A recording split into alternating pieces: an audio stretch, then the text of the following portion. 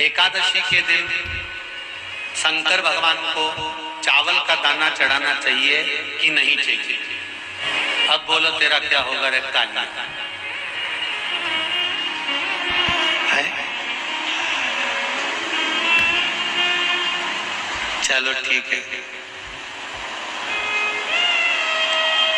बीमार व्यक्ति से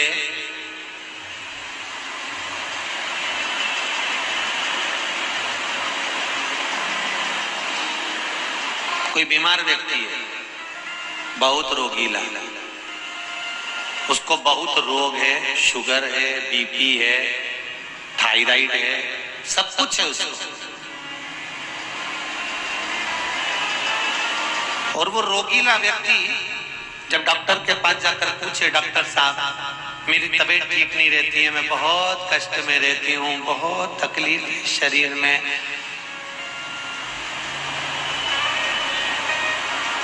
और अभी सावन का महीने का व्रत आ रहा है डॉक्टर साहब, 1 महीना में व्रत करती थी पहले, करूं कि नहीं करूं? तो डॉक्टर साहब क्या बोलेंगे? बोलते जाओ जरा जम के। डॉक्टर बोलेगा कि आप व्रत मत करो। डॉक्टर एक बात कहेंगे,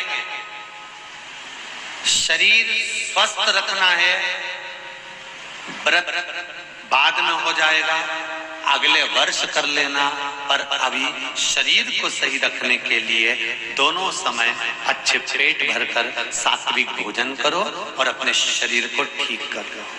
सात्विक भोजन, अपने शरीर को, व्रत बाद में भी हो जाए, अगले वर्ष हो जाए, थोड़ी थोड़ी देर में खाते रहना चाहिए हो।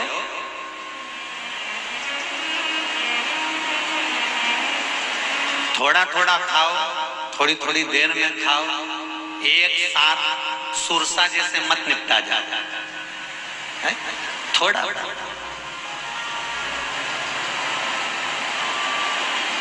ज्यादा खाओगे और ज्यादा कमाओगे तो दूसरों को कष्ट नहीं होगा, कष्ट खुद को होगा। ज्यादा खाओगे अपाच्य हो जाएगा, रात की नींद उड़ जाएगी, शरीर में अच्छा नहीं लगेगा। ज्यादा कमाओगे, रात की नींद उड़ जाएगी, दुनिया की दृष्टि तुम पर पड़ जाएगी और तुम्हारी रातों की नींद चली जाएगी। कमाओ भी उतना जितना खर्च कर सको और खाओ भी उतना जितना पचा सको। अति सर्वस्व वर्जन। डॉक्टर कहेंगे ये तुम्हारा व्रत जो है ना अगले साल कर लेना, इस साल मत करिए, इस साल तो आराम से भोजन करो तुम लोग, बढ़िया प्रेम से खाओ पिए। तो उसी तरह किसी ने पूछा कि चावल का दाना एकादशी पर भगवान शंकर को चढ़ा सकते? चावल का दाना शंकर जी को चढ़ाते क्यों है, पहले तो वो समझ। बेलपत्री का तो महत्व आपको बार बार बताया कि बेलपत्री शिव जी को क्यों चढ़ाई जाती है, कहीं रोग के लिए, कहीं बीमारी के लिए, कहीं किस कार्य के लिए, कहीं कोई कार्य के लिए, कहीं कोई कार्य के लिए। चावल का दाना अगर हम शंकर भगवान को चढ़ा रहे हैं तो क्यों चढ़ा रहे हैं, उसका कारण क्या है? चावल का दाना शिव को चढ़ाने का केवल एक कारण रहता है कि चावल को अक्षत कहते हैं।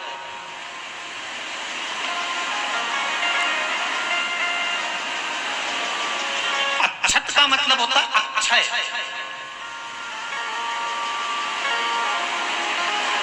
अभी हमारे यहाँ एक तिथि आने वाली है, अक्षय तृतीया। उसका मतलब क्या होता है? अक्षय, जिसका कभी क्षय ना हो। जब हम भगवान शंकर को चावल का दाना चढ़ाते हैं, जैसे बहुत ध्यान दीजिएगा महाराज, बहुत समझने वाली बात है, बहुत ध्यान से।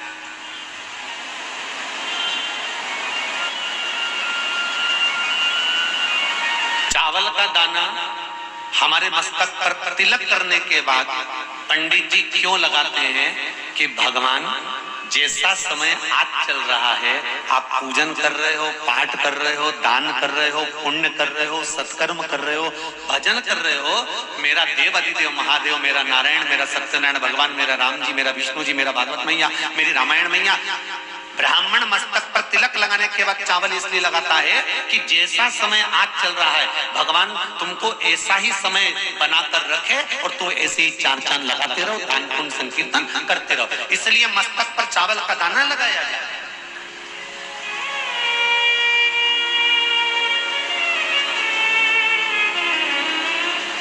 कोई मर जाता है, मरने के बाद जब तक पगड़ी नहीं होती तब तक माथे पर तिलक, चावल का दाना लगाया जाता है। जम के बोलो जरा, नहीं लगाते। किसी पंडित जी से पूछो, ब्राह्मण देवता से पूछो, ब्राह्मण देवता ये कोई मर गया, और हमारा तो नियम है कि हम सिर पे तिलक लगाते हैं, चावल लगाते हैं, या पंडित जी से हम तिलक लगवाते हैं, मंदिर जाते हैं तो मंदिर में जाके तिलक लगवा के हम चावल का दाना लगवाते हैं। क्यों नहीं लगाते? उसका कारण क्या है? जब किसी के मरने के बाद 10 दिन तक 12 दिन तक मस्तक पर तिलक क्यों नहीं लगाया जाता? 10-12 दिन तक माथे पर तिलक या चावल क्यों नहीं लगाया जाता? उसका कारण है कि ये जो समय आया है, तुम्हारे यहाँ जो कमी हुई है, तुम्हारे यहाँ कोई मर गया है, तुम्हारे यहाँ किसी के प्राण छूट गए हैं, तो ब्राह्मण इसलिए तिलक नहीं लगाता आपको, इसलिए चावल का दाना नहीं लगाता कि ऐसा दिन भगवान अब ना लाए, इसको अमर ना करे, इसको अक्षय ना करे, इसको प्रबल ना करे।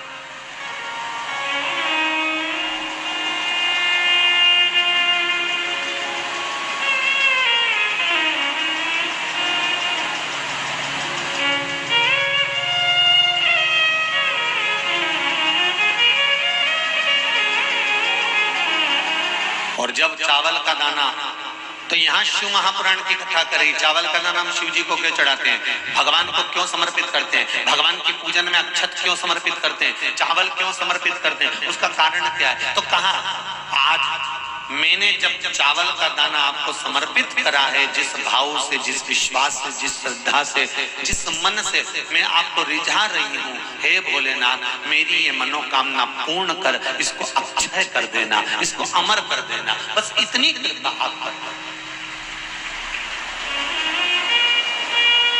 अब किसी ने पूछा एकादशी के दिन चावल चढ़ाए कि नहीं चढ़ाए, तो यहाँ तो सीधी सीधी बात है, बीमारी देखकर थोड़ी ना आती है कि नवरात्र चल रहे हैं कि सावन का सोमवार चल रहा है, बीमारी तो बीमारी। तुम चावल मत खाओ। तिरुपति कौन कौन गया? हाथ उठाओ। ठीक है। जगन्नाथ जी कौन कौन गया? हाथ उठाओ। हाँ ठीक है। द्वारका जी कौन कौन गया? हाथ उठाओ। ठीक है। बद्रीनाथ कौन कौन गया? हाथ उठाओ। ठीक है। एकादशी के दिन कभी तुम बद्रीनाथ चले जाओ, एकादशी के दिन तुम द्वारका चले जाओ, एकादशी के दिन तुम तिरुपति चले जाओ, एकादशी के दिन तुम जगन्नाथ चले जाओ, एकादशी के दिन तुम्हारी मर्जी पड़े भगवान के किसी धाम में चले जाओ और भगवान को भोग लगाओ और उनकी थाली को झांक कर देखना, उसमें चावल जरूर मिलेगा। उसमें ऐसा नहीं है कि चावल नहीं मिलेगा। बद्री नारायण में भगवान को चावल का भोग लगा हुआ मिलेगा, द्वारका में चावल का भोग लगा हुआ मिलेगा, आपको जगन्नाथ में चावल का भोग लगा हुआ मिलेगा, तिरुपति में मिलेगा, द्वारकाधीश में मिलेगा, नाथू द्वारा में मिलेगा, सांवरिया सेठ में मिलेगा, काकरोली जी में मिलेगा। आप जहां जाओगे वहां पर एकादशी के दिन भगवान को चावल आएगा, क्योंकि भगवान के लिए परहेज नहीं है। जो काम में डूबा हुआ है, जो आसक्ति में डूबा हुआ है, जो लोभ में डूबा हुआ है, जो वासनाओं में डूबा हुआ है, जो तृष्णा में डूबा हुआ है और जो माता के गर्भ से जन्म लिया, एकादशी के दिन चावल उसको नहीं खाना। अब हमारे यहाँ तो कहावत में कहते हैं, राम जी की जब स्तुति गाते हैं तो कहते हैं भय प्रगट। आती है आप लोगों को? एक लाइन तो आती होगी, गाओ जरा। भय प्रगट दीन कौशल्या। अब रामचरितमानस में कहा भय प्रगट कृपाला। प्रगट मतलब एकदम सामने आ गए। यहाँ लिखा है वेदा भय लाला। अगर तुलसीदास जी लिखते तो जन्म लिया होता राम जी ने तो तुलसीदास बाबा लिख देते कि भेदा भय, माता के गर्भ से इनका जन्म हो। नहीं नहीं नहीं, यहाँ कहा भय प्रगट दीन कौशल्या। यहाँ प्रगट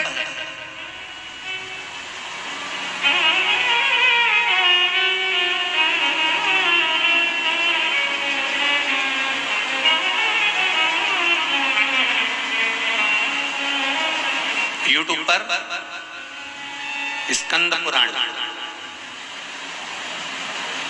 अंधेरी मुंबई की माहेश्वरी समाजवादी हुआ।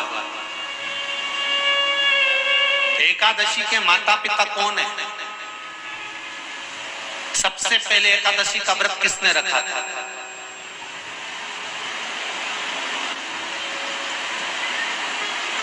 एकादशी का जन्म स्थान कहां है? दुनिया के लोग बहुत प्रश्न करते हैं, राम जी अयोध्या में हुए थे, भगवान कृष्ण मथुरा में हुए थे, तो एकादशी कहां हुई थी? तो उसको बताना तो पड़ेगा कहां हुई थी।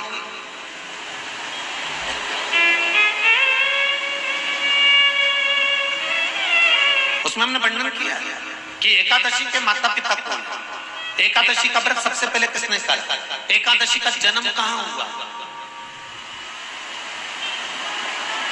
एकादशी को क्यों चावल नहीं खाते, एकादशी के दूसरे दिन चावल का दाना खाना क्यों जरूरी है।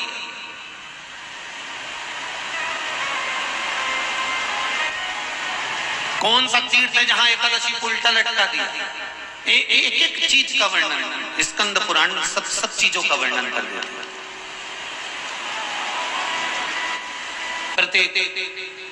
तो यहाँ जो वर्णन आया कि आप मनुष्य जो माता पिता के गर्भ से, माता के गर्भ से जन्म लिया हो, संसार में जिसका जन्म हुआ हो और मृत्यु लोक में गर्भ की कैद में रहने के बाद जन्मा हो, उसको एकादशी के दिन चावल नहीं खाना चाहिए।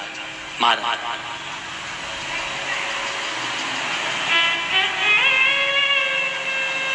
पर यहाँ शास्त्र ये नहीं कहता कि भगवान को चावल नहीं चढ़ाना चाहिए। यहाँ शास्त्र कहता है आप शिव जी को चाहे एकादशी हो, चाहे द्वादशी हो, चाहे प्रदोष हो, चाहे पूर्णिमा हो, चाहे अमावस्या हो, चावल का दाना आप भगवान शिव को समर्पित कर सकते हो। और ज्यादा नहीं, शंकर कभी ये नहीं कहते कि मुझे बहुत सारा चढ़ा। शंकर जी की कथा कहती है कितना, मात्र एक चावल का दाना। हम तो उनसे भी कहेंगे जो लोग कहते हैं ना कि हम आज हमारा सावन का महीना है तो आज हमें भगवान को 1.25 लाख बेलपत्र चढ़ाएंगे, तो कोई कहता हम 1000 बेलपत्र चढ़ाएंगे, तो कोई के हम 5000 चढ़ाएंगे, कोई के हम 50,000 चढ़ाएंगे। मेरा निवेदन केवल इतना है, तुम तो एक चढ़ा। और ये भी जरूरी नहीं है एक बेलपत्र भी कब चढ़ाई जाती है शंकर भगवान को, जब तुमने किसी एक बेलपत्र का पेड़ लगाया होगा और वो पेड़ बड़ा हो गया होगा, तब तुम हकदार बनते हो कि किसी के पेड़ की बेलपत्र तोड़कर शिव को चढ़ाई जाए। बेलपत्री के पेड़ के नीचे बेलपत्री के वृक्ष की 2 थोड़ी सी बाहर निकली हुई छाल को देख लो। बेलपत्री के वृक्ष की छाल, उस छाल पर कच्चा जो सूत होता है, धागा होता है ना, कच्चा धागा, सफेद कच्चा सूत, उस धागे को बेलपत्री की छाल पर 7 बार घुमा लो। चारों तरफ मत घुमाना, नहीं तो चारों तरफ धागा लेके घूम जाओ। बेलपत्री का जो वृक्ष होता है उस वृक्ष की छाल पर 7 बार घुमा लीजिए।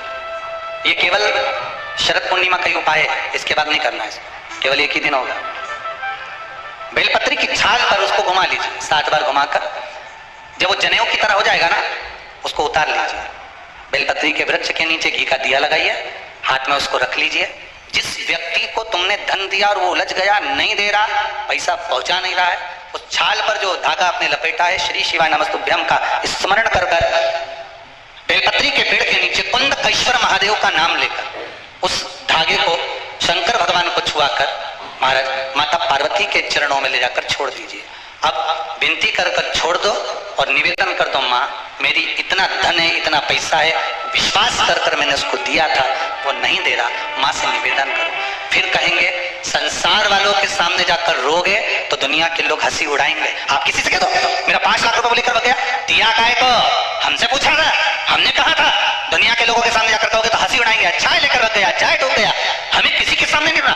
द्रौपदी के 5 पुत्र जब मारे गए तो द्रौपदी किसी के सामने जाकर नहीं रोई। द्रौपदी अगर रोई तो परमात्मा के चरणों में जाकर रोई।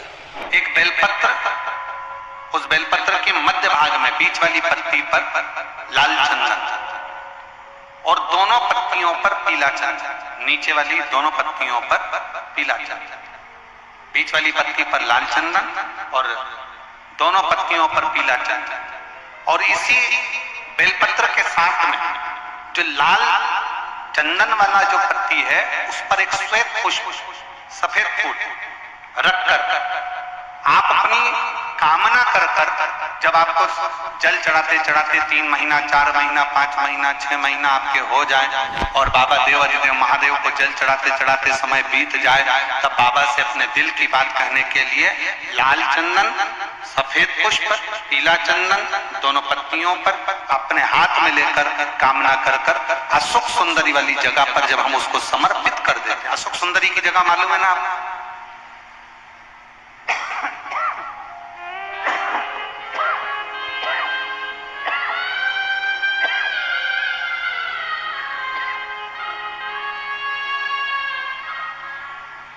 अशोक सुंदरी वाली जगह पर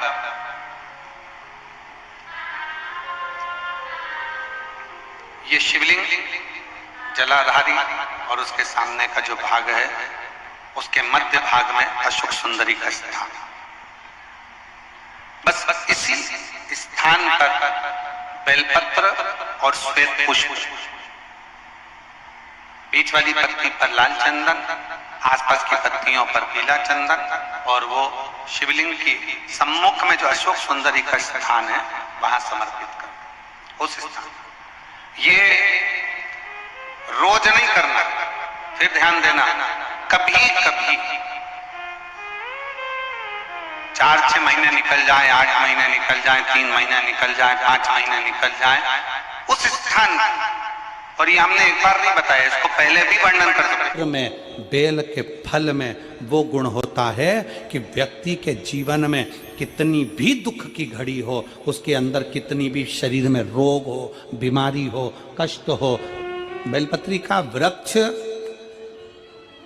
एक ऐसा, बेल का वृक्ष एक ऐसा वृक्ष होता है जो हमको आरोग्यता तो देता ही है, साथ में भगवान शंकर और पार्वती की कृपा भी देता है। बेला किस किस ने देखा है?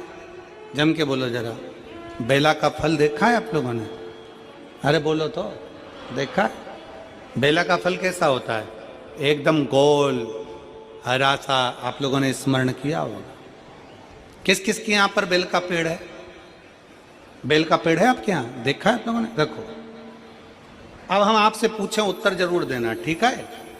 बेल के पूरी दुनिया में जितने फल लगते हैं, कबीट लगा, कद्दू लगा, अनार लगा, सेवफल लगा, संतरा लगा, बेर लगा, चीकू लगा, पपीता लगा, ये बाद में अगर इसको नहीं तोड़ा गया तो ये सड़ जाता है। बोलो, सड़ता है कि नहीं सड़ता? सड़ जाता है। केवल एक बेल का फल ऐसा होता है, बेलपत्री का फल ऐसा होता है कि बेल का फल अगर पेड़ में लगा हुआ है, पक गया, तोड़ लो तो ठीक, ना तोड़ो तो बेल का फल वापिस बूढ़ा नहीं होता, फिर वापिस पकने के बाद कच्चा होना फिर चालू हो जाता है, वापिस कच्चा होता है। पका बेल का फल पहले कच्चे से पकेगा, पकने के बाद अगर नहीं तोड़ा गया और पेड़ में लगा कि लगा रह गया तो वो वापस कच्चा होना प्रारंभ हो जाता है। केवल एक बेल के पेड़ में वो गुण होता है कि वो पका भी देता है और कच्चा कर भी देता है।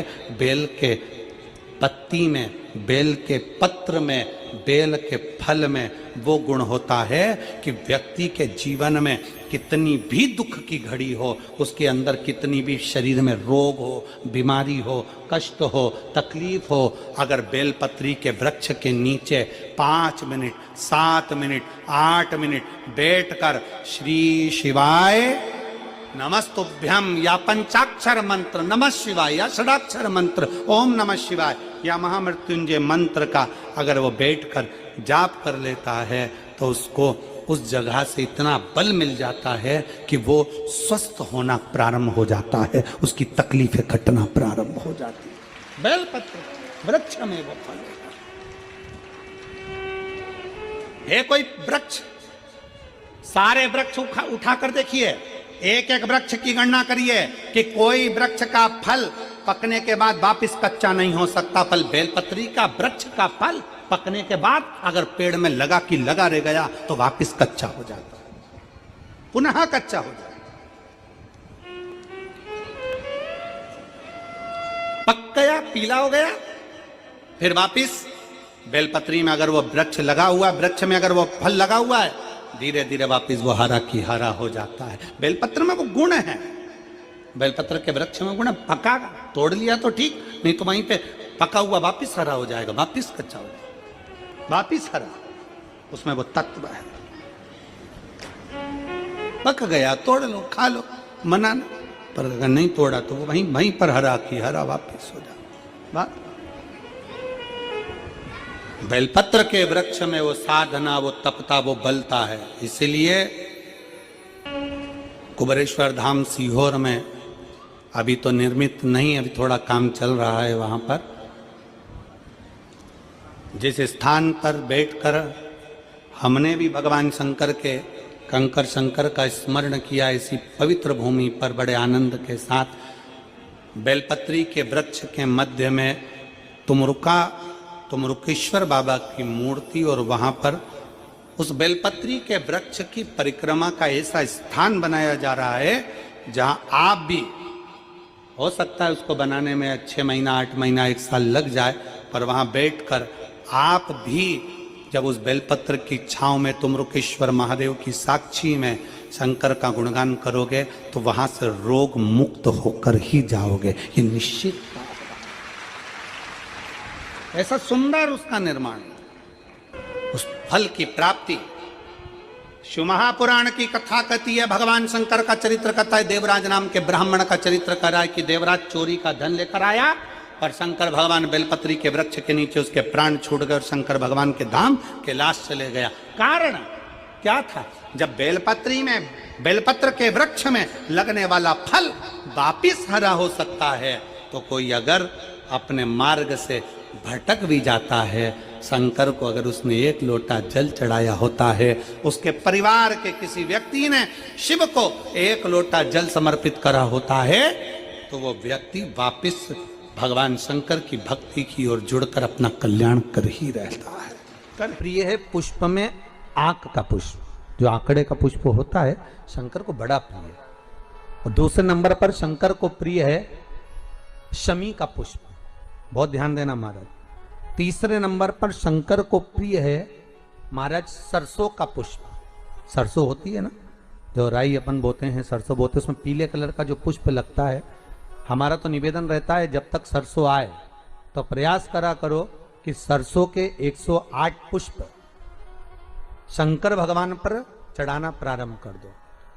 महाराज ये पक्का है कि वर्ष भर कोई बड़ी बीमारी आपको घेर नहीं सकती अगर सरसों के फूल शिव को चढ़ रहे हैं तो। और प्रयास करना कि सरसों का जो पुष्प होता है, सरसों का जो फूल होता है महाराज, अगर कोई व्यक्ति को किडनी या लीवर से जुड़ी हुई कोई तकलीफ होती है या किसी व्यक्ति का एक्सीडेंट हो गया होता है और उसका कोई अंग रह गया हो, कोई शरीर का कोई भाग रह गया और वो काम नहीं कर रहा हो, जैसे किसी के पांव रह जाते हैं एक्सीडेंट के बाद, किसी का हाथ रह जाता है, या कोई अंग काम नहीं कर रहा हो, वहां ब्लड पहुंच नहीं रहा हो, वो जगह एकदम सुन्न हो गई हो, खाली पड़ गई हो, तो उसके लिए शिव महापुराण की कथा कहती है कि सरसों के पुष्प 11 शंकर जी के राइट भाग में, जहां शिव जी के गण दरवाजे के द्वारपाल मणिभद्र जिस जगह पर निवास करते हैं, कौन निवास करते हैं? मणिभद्र। शंकर जी के दरवाजे के द्वारपाल हैं मणिभद्र जी। तो मणिभद्र दरवाजे के द्वारपाल में राइट भाग में मणिभद्र जी विराजते हैं। मतलब राइट भाग कौन सा हुआ? जब आप मंदिर से बाहर निकलेंगे तो राइट भाग, मंदिर में प्रवेश करेंगे जब राइट नहीं होना चाहिए, आप मंदिर से जब जाएं तो राइट भाग। मतलब आप मंदिर से राइट से जाएंगे तो शंकर जी का भी राइट हो जाएगा, क्योंकि शिव जी ऐसे बैठे हैं तो शंकर जी का भी राइट हो गया, देवता उनका भी राइट हो गया, तो राइट भाग सीधा हाथ मणिभद्र जी का स्थान। 11 सरसों के पुष्प मणिभद्र के उस द्वार पर आप रख दीजिए और मणिभद्र के द्वार पर रखकर अंदर जाकर 108 वापिस जब आप बाहर निकल रहे हैं, ये पुष्प आप रखने के बाद एक बार बाहर जाएंगे, फिर वापस आएंगे मणिभद्र रखने के बाद, और अंदर जाकर 108 सरसों के पुष्प शंकर को समर्पित करेंगे महाराज। उस सरसों के पुष्प जो शिव जी को आप समर्पित कर रहे हैं उसको वापस लेकर आएंगे, श्री शिवाय नमस्तुभ्यम बोलकर उस सरसों के पुष्प को महाराज सरसों के तेल की बोतल में उसको डाल लीजिए। शंकर भगवान को किसी भी प्रदोष में, शाम के समय प्रदोष काल में उस तेल को वापस ले जाकर चढ़ा दीजिए शिव जी को, उसको वापस लेकर आ जाइए। उस तेल का प्रयोग आप नाभि में डालिए, और जो शरीर काम नहीं कर रहा उस स्थान पर कम से कम 15 दिन 20 दिन तक उसकी मालिश करना प्रारंभ करिए। बाबा चाहेगा तो चलाने का प्रयास कर देगा और वो अंग, वो शरीर काम करने लगेगा। मणिभद्र का स्मरण, श्री शिवाय नमस्तुभ्यम, सब बोलिए एक बार जमकर, श्री, अरे पहले बोल दिया, हमारे साथ तो बोलो, श्री शिवाय नमस्तुभ्यम। भगवान शिव के मंत्र का स्मरण कर कर करते। शिव महापुराण की कथा कहती है, कभी कभी जितने शिव भक्त बैठे हैं, बड़े सावधानी से सुनिएगा, जितने आस्था चैनल पर सुन रहे हैं, जितने फेसबुक यूट्यूब पर सुन रहे हैं, और जितने इस कोकपुर कांकेर की इस पवित्र धरा पर बैठकर सुन रहे हैं, वो भी श्रवण करें। कभी कभी बन सके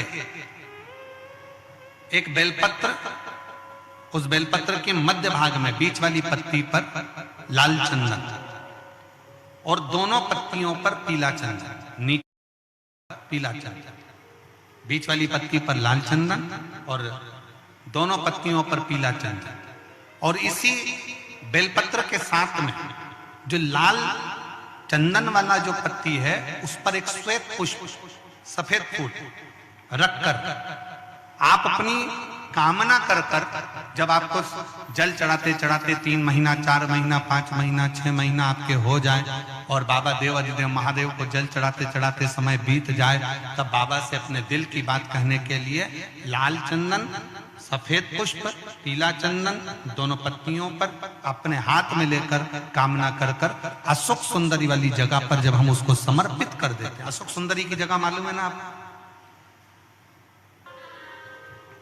ये शिवलिंग जलाधारी और उसके सामने का जो भाग है उसके मध्य भाग में अशोक सुंदरी का स्थान।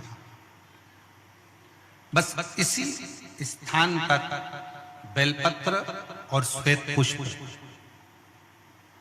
बीच वाली पत्ती पर लाल चंदन, आसपास की पत्तियों पर पीला चंदन, और वो शिवलिंग की सम्मुख में जो अशोक सुंदरी का स्थान है वहां समर्पित कर। उस स्थान ये रोज नहीं करना, फिर ध्यान देना, कभी कभी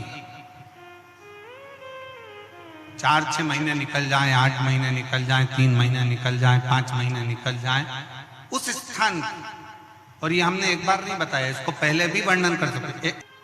ये जो प्रयोग है आपका, एक बेलपत्री, पीला चंदन, लाल चंदन और एक श्वेत पुष्प का जो प्रयोग है वो साधारण नहीं। इसको 3-4 महीने में, 3-4 महीने में, 5 महीने में, 6 महीने में एक बार उसका कर लेना चाहिए। फल की प्राप्ति के लिए, आनंद की प्राप्ति के लिए, कार्य की सिद्धि के लिए ये प्रयोग हो।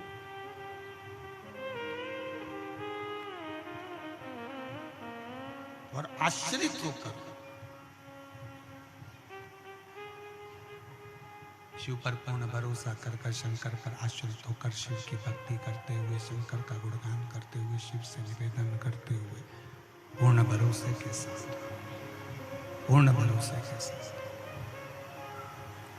और जब हम पूर्ण भरोसे के साथ में शिव की अविरल भक्ति को धारण करेंगे तो शिव तत्व की प्राप्ति जरूर हो। शिव तत्व की प्राप्ति का केंद्र बिंदु अवश्य शिव महापुराण की कथा कहती है। और जितने शिव भक्त बैठे हैं बड़े ध्यान से सुनना, शंकर भगवान की सबसे बड़ी दक्षिणा क्या है?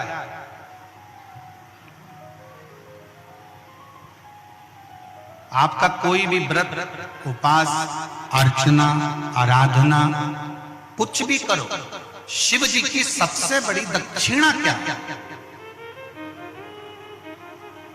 तो शंकर भगवान की सबसे बड़ी दक्षिणा है एक चावल का दाना एक बेलपत्री पर समर्पित कर कर शंकर के शिवलिंग पर चढ़ा देना, ये शंकर की सबसे बड़ी दक्षिणा है। शिव की सबसे बड़ी दक्षिणा, शंकर की सबसे बड़ी दक्षिणा एक चावल का दाना एक बेलपत्री पर समर्पित कर, ये शिव की सबसे बड़ी दक्षिणा। और मान लो आपके पास एक चावल का दाना भी नहीं है और एक बेलपत्री भी नहीं है, तो शिव जी के नाम का स्मरण कर लेना, नमः शिवाय, श्री शिवाय नमस्तुभ्यम या ओम नमः शिवाय जप कर लेना भी शंकर की सबसे बड़ी दक्षिणा। 5 स्थान ऐसे हैं जहां पर बैठने से व्यक्ति खाली नहीं जाता। शिवालय में 5 स्थान है, 5 जगह शिवालय में। पहले नंबर पर ये 5 जो स्थान बताए गए हैं शिव महापुराण में शिवालय के, इन 5 स्थानों पर कभी भी बैठोगे और शंकर को पुकारोगे तो वहां से खाली नहीं जाओगे, वहां से खाली नहीं जाओगे। 5 स्थान, और 5 स्थान शिव महापुराण में बताए गए हैं। जिस जगह पर बैठकर प्रार्थना करी जाए, निवेदन किया जाए तो व्यक्ति खाली नहीं रहते। पहले नंबर का है शंकर भगवान का द्वार, जहां भगवान शंकर के गण निवास करते। कभी भी मंदिर के अंदर जब प्रवेश करो, मंदिर के अंदर जब भी जाएं, मंदिर में जब भी प्रवेश करें, तो एक बात अपने हृदय में रखो कि शिव की जो चौखट है, शंकर के मंदिर का जो दरवाजा है, चौखट है, उस चौखट पर, उस द्वार पर अपना हाथ का स्पर्श कर कर उसको प्रणाम जरूर करो, उसको निवेदन जरूर करो, उसको नमन जरूर करो। उस चौखट को प्रणाम करिए, उस चौखट को नमन करिए, उसको प्रणाम करिए। पहले नंबर पर है उसकी चौखट का प्रणाम। भगवान शंकर के मंदिर की चौखट को प्रणाम करिए, नमन करिए। कहते हैं शिव मंदिर के चौखट का, दरवाजे का, द्वार का दर्शन मणिभद्र, जो शंकर भगवान के दरवाजे का द्वारपाल है, मणिभद्र जो शिव जी के दरवाजे का द्वारपाल है, दरवाजे का दर्शन करने वाले को मणिभद्र अपनी ओर से शिव आज्ञा से कुछ ना कुछ देकर भेजता जरूर है, खाली नहीं भेजता है। दूसरे नंबर पर नंदी हॉल, दूसरे नंबर पर है नंदी का हॉल, जहां नंदी विराजमान होता है। शिव जी के मंदिर में जहां नंदी रहता है, नंदी का जो हॉल होता है, जहां नंदी विराजमान है, नंदी बैठा हुआ है, नंदी जिस हॉल में है वो नंदी हॉल। मंदिर में शंकर के जब भी जाए, शिव के मंदिर में जब भी पहुंचे, तो जहां नंदी विराजमान, उस नंदी हॉल में, नंदी के नजदीक में 2 क्षण बैठो। नहीं बैठ सकते तो नंदी के कानों में अपने मन का भाव कहकर श्री शिवाय नमस्तुभ्यम कहकर, ओम नमः शिवाय कहकर, या षडाक्षर मंत्र ओम नमः शिवाय, पंचाक्षर मंत्र नमः शिवाय बोलकर फिर वापिस नंदी शिव तत्व में। आप शंकर जी की चौखट पर जा रहे हो, शंकर जी के दरवाजे पर जा रहे हो, शंकर की चौखट पर पहुंच रहे हो, शिव के दरवाजे पर जाकर विनय कर रहे हो, शंकर जी के द्वार पर जाकर निवेदन कर रहे हो, नमन कर रहे हो, तो बाबा बिना दिए आपको भेजेगा। एक है शंकर भगवान की चौखट, दूसरे नंबर पर है शिव जी का नंदी हॉल। शिव जी के नंदी हॉल में नंदी के पास बैठकर भगवान शंकर से आप अपने मन का भाव जब कहेंगे तो शिव उसको स्वीकार करें। नंदी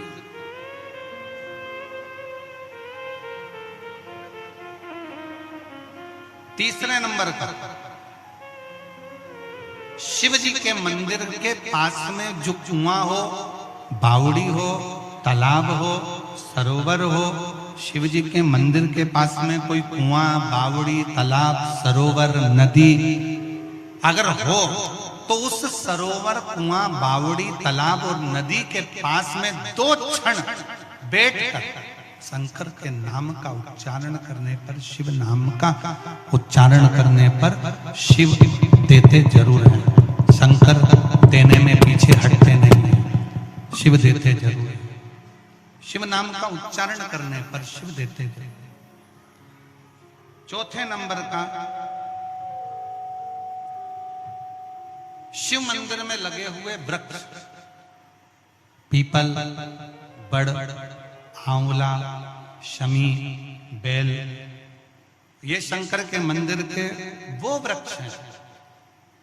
शिव मंदिर के, शिवालय के नजदीक में जो वृक्ष लगा होता है, उस वृक्ष के पास में, उस वृक्ष के नीचे 2 मिनट 5 मिनट बैठकर शंकर के नाम का उच्चारण करने पर, शिव नाम का स्मरण करने पर शिव देते जरूर है। ये चौथा स्थान नंदी के पास में। तीसरा स्थान, शिवालय के पास में जो कुआं हो, बावड़ी हो, तालाब हो, सरोवर हो, नदी हो, कुंड हो, वहां। 4 स्थान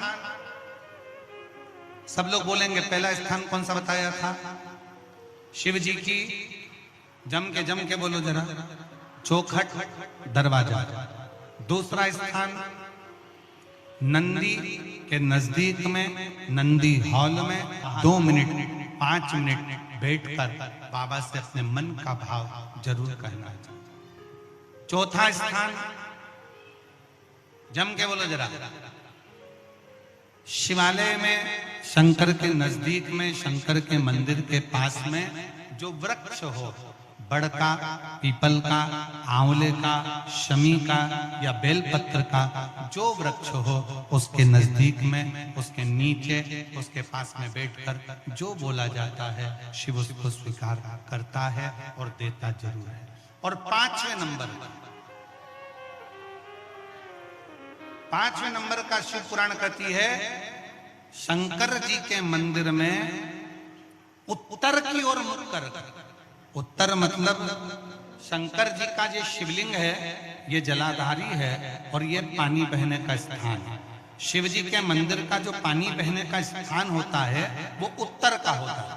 तो आप जब दक्षिण में बैठेंगे और उत्तर की ओर देखेंगे या उत्तर की ओर से दक्षिण में बैठकर शंकर का स्मरण, पूजन, दर्शन उत्तर की ओर मुख कर करते हैं या उत्तर की ओर बैठकर भगवान शिवालय में, शंकर के मंदिर में जो मांगते हो शंकर वो देता जरूर है। ये 5 स्थान बताए, ये 5 स्थान शिवालय में बैठकर, शंकर के नजदीक में बैठकर, शंकर के पास में बैठकर यहाँ मांगा जा सकता है, यहाँ शिव से प्राप्त किया जा सकता है। तो पहला स्थान, जम के बोलो जरा, पहला स्थान कौन सा है? शिव जी के मंदिर का द्वार। दूसरा स्थान नंदी के नजदीक में बैठकर नंदी का हॉल। तीसरा स्थान जलाशय, कुआं, बावड़ी, तालाब जो शंकर के मंदिर के बिल्कुल नजदीक हो या शंकर के मंदिर में हो या शिवालय में। आप लोगों के स्मरण में है कि नहीं पता नहीं, पर मैं कहूं कुबेरेश्वर धाम में जहां पर कंकर शंकर शिला रखी है बड़ी वाली, आप लोग गए? कौन कौन गया है? जरा हाथ उठाओ तो जरा, सब गए हो? तो जहां बड़ी वाली शिला रखी है, कंकर शंकर जो शिला रखी है, केदार शिला जो रखी है, उस बड़ी शिला का बिल्कुल नजदीक का जो हिस्सा है, शिला जहां रखी है उसका बिल्कुल 4 कदम दूरी पर ही एक कुआं है।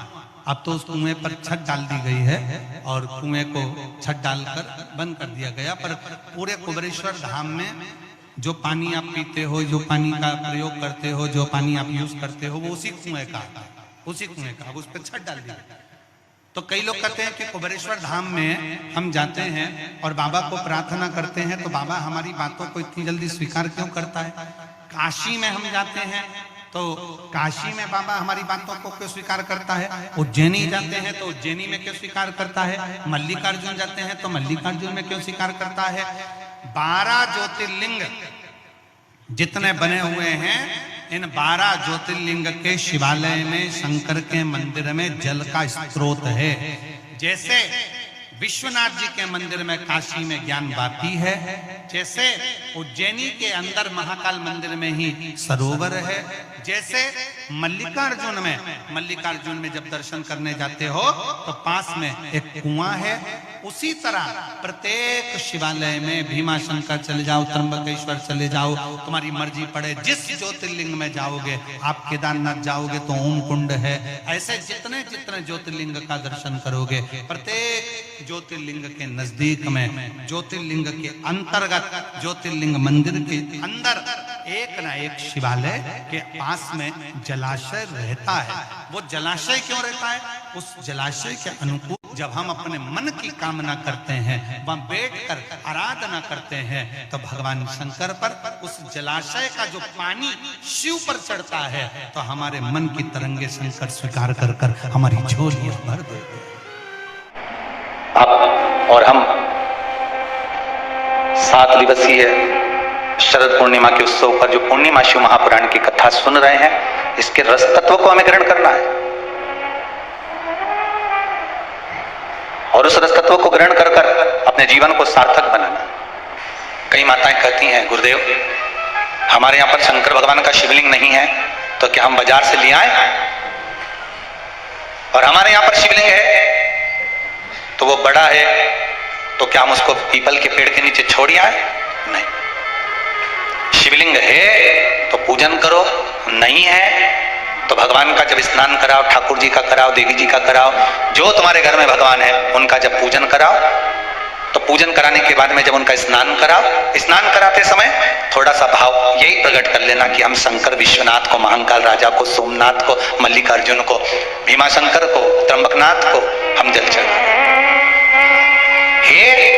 तो ठीक है, नहीं है तो देवताओं को बढ़ाने की जरूरत नहीं है।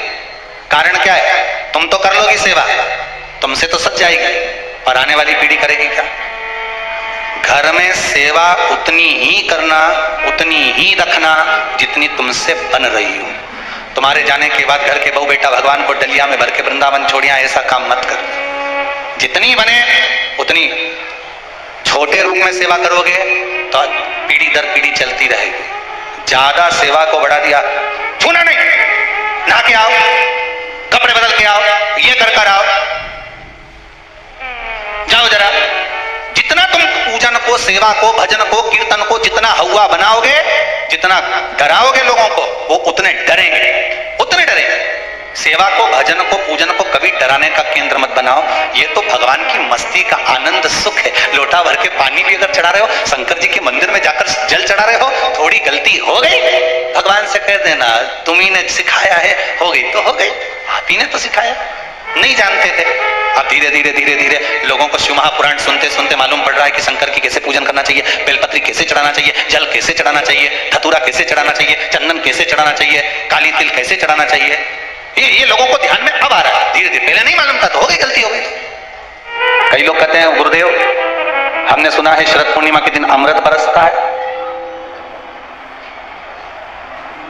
इसलिए लोग खीर बनाते हैं तो बाहर रख देते हैं। पहले हमारे यहाँ भी रखते थे, ऐसा नहीं है कि हमारा पुराना मकान जो है टीन का था, आप जब सीओर में कभी जाएं तो पूछ ले, पतरे का मकान था। अब पतरे के मकान में हमारी अम्मा, हमारी माता जी हमको खीर बना के दे देती, हम रख आते पतरे पर। हमको क्या मालूम था कि सुबह खीर ही नहीं मिलेगी, बिल्ली पूरी खा जाएगी।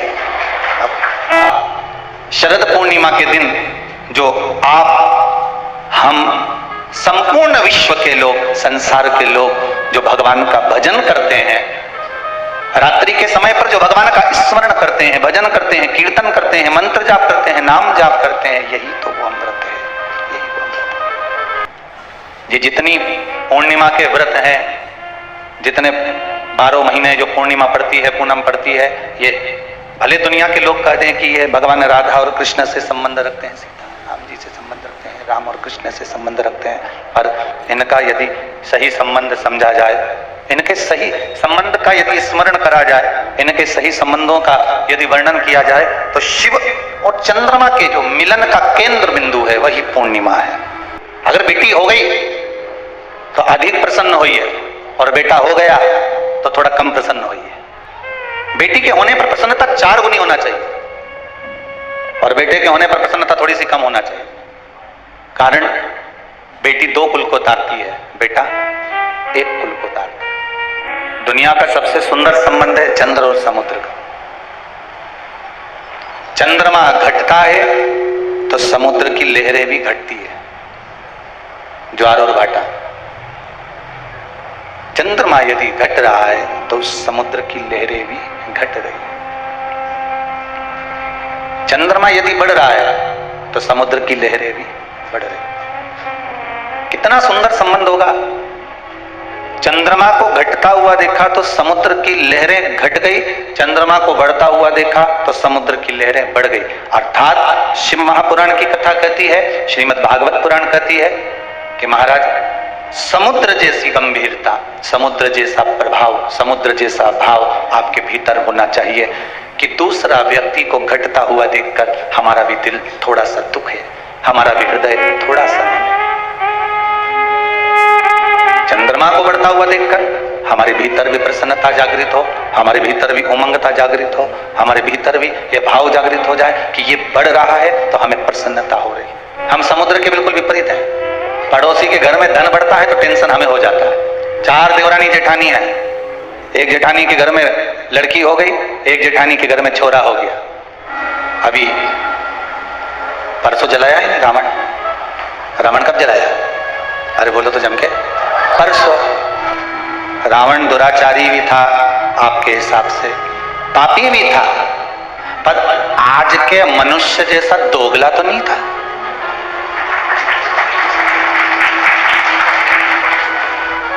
पापी था अपनी जगह पर, वो दुराचारी था अपनी जगह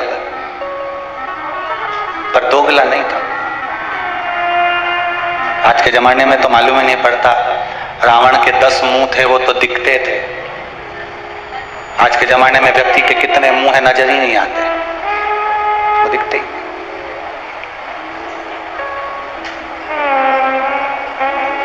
पर जिसने जो देखा उसे वही दिखा। रावण ने माता सीता का तो स्पर्श भी नहीं करा जब तक लंका में मां जानकी रही, पर आज तक भी अगर पुतला जलता है तो वो रावण का ही जलता है। पुतला सही मायने में जलना था तो दुर्योधन और दुशासन का जलना था, जिसने तो चीर खींच दिया था। द्रौपदी का पर नहीं, जिसने जो देखा। किसी विद्वान ने अगर देखा होगा लंकापति रावण में तो ये देखा होगा कि शिव का उपासक है, शंकर का भगत है, विद्वान है, ज्ञानवान है, उसकी भक्ति, उसका बल बड़ा प्रबल है, उसका भाव बड़ा प्रबल है। वो दुराचारी भी था पर दोगला नहीं था। रावण संहिता के अंतर्गत लिखा है, भगवान राम ने रावण के पास में अपने छोटे भाई लक्ष्मण जी को भेजा था जब वो पड़ा हुआ था भूमि पर। किसको भेजा है? लक्ष्मण जी को। लक्ष्मण जी ने पूछा, भैया आप मुझे क्यों भेज रहे हो, किस लिए भेज रहे हो, क्या कारण है मुझे यहाँ भेजने का, और भेजना भी है आपको तो ये कहाँ भेज रहे हो? वो लंकाधिपति रावण के पास में। वो राम जी ने कहा, सुन लक्ष्मण, तुझे मैं जो भेज रहा हूं, तुझे जो मैं प्रदान कर रहा हूं, भेज रहा हूं, वो एक द्रोही रावण के पास नहीं भेज रहा हूं, एक द्रोही रावण के नजदीक मैं तुझे नहीं भेज रहा हूं। मेरे राम कहते हैं, लक्ष्मण मैं आपको भेज रहा हूं तो एक विद्वान, इसके बराबर दुनिया में कोई पंडित, कोई विद्वान ब्राह्मण नहीं होगा, मैं उसके पास भेज रहा हूं। मेरे राम कहते हैं कि जाओ लक्ष्मण, एक बार विद्वान इस लंकाधिपति रावण के चरणों में जाकर पूछो जरा कि क्या चाहता है, उसकी इच्छा क्या है। थोड़ा ज्ञान की बातें करिए आप। लक्ष्मण जी गए और रावण के पास में सिर के पास जाके खड़े हो गए। रावण ने देखा कि लक्ष्मण आए तो रावण ने अपना मुंह फेर लिया इधर। अब इधर मुंह फेरा तो लक्ष्मण जी को गुस्सा आ गया। लक्ष्मण जी दौड़कर फिर भैया के पास में गए, क्या भैया कहाँ भेज दिया आपने उस रावण के पास में, लंकाधिपति के पास में, इतना अहंकार उसको कि मुझे देखकर उसने मुंह फेर लिया। तो राम जी ने कहा लक्ष्मण एक बात बता, गुरु जी के पास ज्ञान लेने जाते हैं तो उसके चरणों में बैठते हैं कि उनके सिर पे बैठते हैं? लक्ष्मण जी बोले उनके चरणों में बैठते हैं। तो तू रावण से ज्ञान लेने गया था तो चरणों में खड़ा था कि सिर पे खड़ा था? लक्ष्मण बोले मैं सिर के पास खड़ा था। राम जी बोले अब चरणों में जाके खड़े हो, जाओ चरणों में जाओ। और रावण के चरणों में जैसे लक्ष्मण जी गए, तब रावण ने लक्ष्मण जी को बुलाया और बुलाकर कहा, लक्ष्मण जी ने पूछा आपकी कोई अंतिम इच्छा हो, प्राण छूटने वाले हैं, आपके प्राण जाने वाले हैं, नाभि में अमृत सूख चुका है, बाण लग चुका है, आप मरने वाले हो, कोई आपकी इच्छा हो तो जरूर बताना। रावण मरते मरते भी एक सत्कर्म करते हुए चले गया। शायद दुनिया के लोग उसका वर्णन करें चाहे नहीं करें, पर पूर्णिमा शिव महापुराण की कथा आइए अवस्थी परिवार भोपाल सरगुप्ता परिवार छत्तीसगढ़ से करा रहा है। तो इस प्रसंग को अपने जीवन में उतार कर रखना कि मरते मरते रावण एक सत्कर्म कर कर चला गया और लक्ष्मण जी से कहकर चले गया कि हे लखनलाल, मेरे राघव जी से विनती करना, मेरे राम जी से विनती करना कि मेरे जितने राक्षस मरे ये तो मेरे राम जी और लखनलाल जी और उनकी सेना के द्वारा मरे हैं। जो राम की सेना के द्वारा मरे हैं या राम के द्वारा मरे हैं या लखनलाल जी के द्वारा मरे हैं, उनके द्वारा मरे हुए मेरे सारे राक्षस तो उनके हाथ से मर मर के बैकुंठ चले गए, पर इतने सारे बंदर ये हमारे हाथ से मरे हैं, इनको बैकुंठ मिलेगा क्या जो हमारे हाथ से मरे?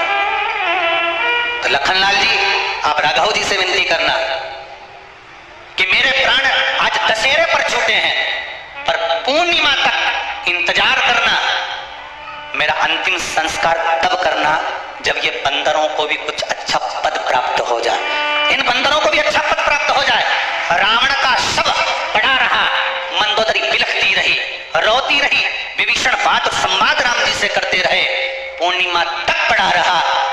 तब अंत बिंदु क्या हुआ, जब पूर्णिमा का चंद्र आया तब राघव जी ने कहा, हे चंद्रदेव आप शंकर जी के मस्तक पर विराजमान हो, कृपा करो, इन रावण के साथ वालों का उद्धार तो मेरे हाथ से मरते से ही हो गया, बस इतनी कृपा और कर दीजिए कि आपकी चंद्रमा की अमृत की बूंद इन बंदरों पर गिरा दीजिए जिससे ये पुनः जीवित हो जाए, इनको अमृत तत्व मिले।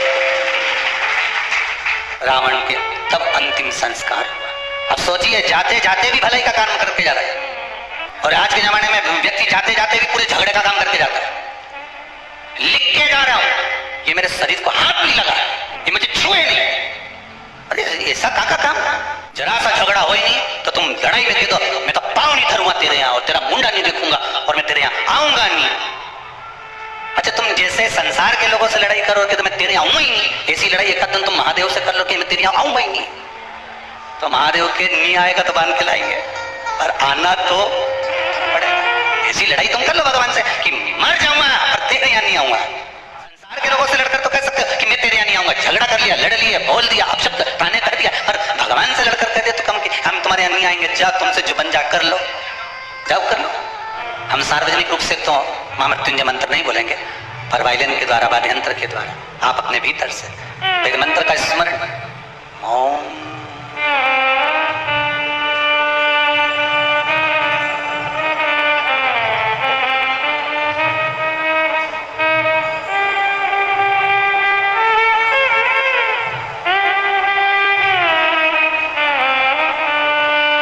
अमृत छुपा है। एक बार आप नेत्र बनकर इसी वाद्य यंत्र के साथ ध्यान लगाकर इस ब्रह्म मंत्र का, महामृत्युंजय मंत्र का फिर एक बार स्मरण करिए।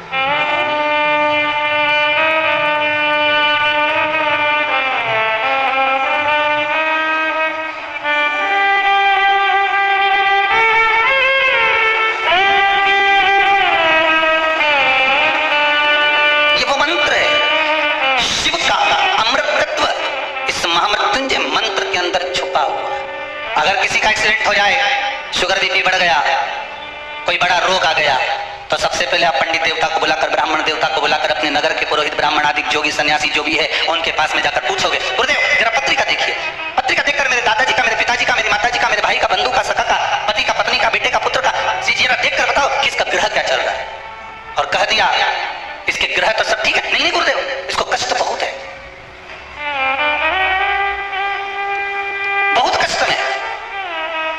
ब्राह्मण देवता से पूछोगे, नगर के किसी ब्राह्मण जन से आप पूछोगे, किसी विद्वान पंडित जी से आप पूछोगे, तो वो अगर शरीर में कष्ट है, रोग है, बीमारी है, बड़ी विपदा आन पड़ी है, तो कोई तुमसे नहीं कहेगा कि कनक धारा का पाठ करिए, कोई तुमसे ये नहीं कहेगा कि श्री सूक्त का पाठ करिए, कोई तुमसे ये नहीं कहेगा कि पुरुष सूक्त का पाठ करिए।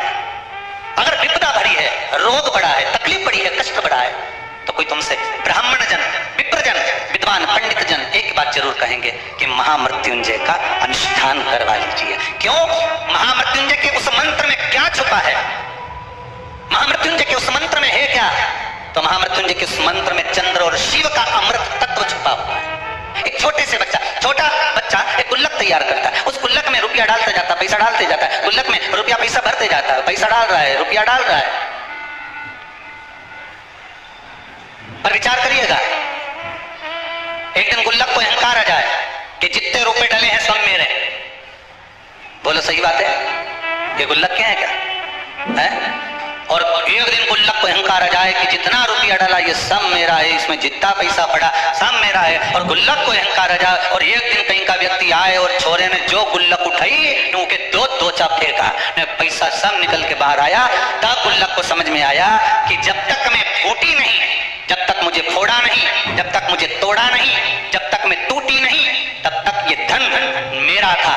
गुल्लक को अभिमान था जब तक धन मेरा था, और जैसी टूट गई फिर समझ में आया कि ये धन मेरा नहीं था, मैं तो गुल्लक थी, इकट्ठा कर रही थी, दूसरे के लिए जोड़ रही थी, और एक दिन जिसके लिए जोड़ा उसी ने मुझे, और जम के तो बोलो, तोड़ा।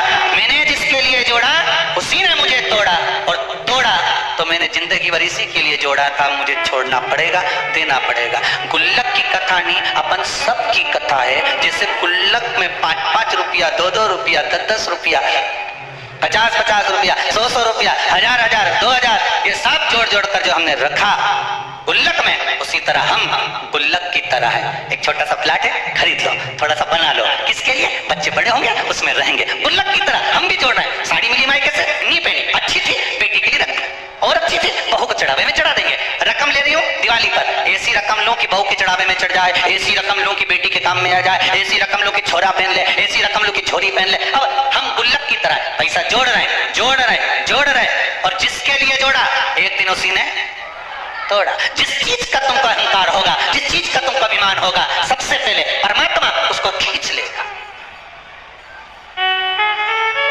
काया का अहंकार करोगे तो सबसे पहले काया जाएगी, धन का अभिमान करोगे तो सबसे पहले धन जाएगा। सबसे ज्यादा अहंकार होता है इन दांतों को खाने का, सबको काट खाऊंगा, सबको चबा जाऊंगा, पूरे शरीर में सबसे पहले यही जाए। स्वयं चंद्रदेव की कथा कहती है, चंद्रमा को अहंकार आ गया था, मेरी सुंदरता इतनी है, इतनी सुंदर चंद्रदेव स्वयं इतने अभिमानित हो गए कि अपने गुरु की धर्म पत्नी तक को निगाह में, दृष्टि में भर लिया। कौवा और कोयल दोनों में सबसे अच्छा कौन बोलता है? जम के तो बोलो जरा। कोयल अच्छा बोलती है। कौवे ने तुम्हारा क्या बिगाड़ा करेगा? वो तो बेचारा श्राद्ध में जीवने भी आए, और नहीं आए तो तुम थाली लेके काव काव कर आ जाए।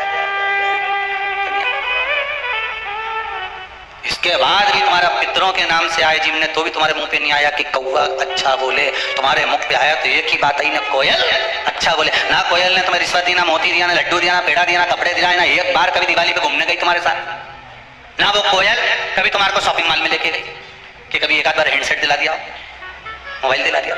इसके बाद भी तुम्हारे मुख पर नाम आया तो कोयल का आया। कौवे ने तुम्हारा कुछ बिगाड़ा? कभी कौवे ने गाली दी, अपशब्द बोला हो, कभी तुम्हारे लिए आड़ा टेढ़ा करा बोला? कभी नहीं। पर कारण केवल एक था कि कौवा बोलता बड़ा बेकार था और कोयल बोलती बड़ा मीठा थी। बस निवेदन यही है, आप किसी को धन दो मत दो, आप किसी को दौलत दो मत दो, आप किसी को संपदा दो मत दो।